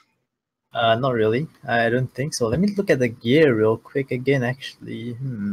Yeah, I believe you were the only person to get a special flask in that Stibonite flask. Yeah, I was not using that right. I got inspired by Dead and Doom and his Kitava kill race when he did it deathless, and he had that evasion flask. And I was watching the race during that time. I was like, oh my god, wow! Like he used it. He was able to use it so well. I want to use the evasion flask like Dead and Doom, but I hadn't practiced with an evasion flask because I didn't assume it would drop for me. So I was using it pretty shittily, like a noob. Yeah, I mean that's maybe something that you can work on moving forward. But I was kind of surprised not to see 3, maybe 4 life flasks at the end for the Izaro kill. Do you think that would have helped you out? I'm used to, having multiple life flasks that I can comfortably fat finger once I start getting into a stressful situation. But I think that maybe instead of having the evasion flask, which I wasn't very experienced with, having another mana or life definitely probably would have been better. Okay, well, awesome. Do you have anything that you want to say in terms of like comments to us or the other racers or to chat? Congrats to all the other racers. Everyone tells me that it was a very close race. We were all very close to each other in terms of timing. So I think this race was like really well organized in terms of the racers picked. So I can only say that I'll try to do better for next time. Absolutely. It was very, very close race. There were some times there where we thought that you might even win the whole thing, especially after Paws had to log out in the 3rd phase of Izaro. Yeah. Oh, next time. Maybe if I had faster attacks in my links. Things are you looking to improve maybe with a Havoc $50 an hour session moving forward here? No. Do you have any additional questions here? No questions from me. I just want to say thanks to everyone who's organizing the race and everything. It was fun, even though it was very competitive. It was very fun still. So thank you to everyone for organizing, and thank you commentators for commentating. Okay, well, thank you very much, everybody. Can we get some easy claps in the chat for all of the racers who everybody did manage to kill Izaro within the time limit? Sweet. And pretty much that's kind of it for these races today. I'm not necessarily sure if we're going to have any additional extra races going on after this. Gucci, do you know anything about this? I think Havoc's gonna make a Firestorm guide after this, actually. So, yeah, Havoc, maybe you could enlighten us on that. Indeed, that is correct, Gucci. After this event, I will be making a Firestorm guide for famous professional League of Legends player Alex Each, who is looking to participate in races next week. So, without further ado, I'd like to thank everyone for tuning in today, and I'd also like to thank you guys for casting today. You guys did an awesome job. Well, thank you very much, Havoc. Thank you very much for having us on. Congratulations to all of the racers. We had a great time casting. Yeah, no problem. And the races for next week will be posted at around Wednesday or Thursday. So stay tuned, guys. And I'll see you guys in a bit.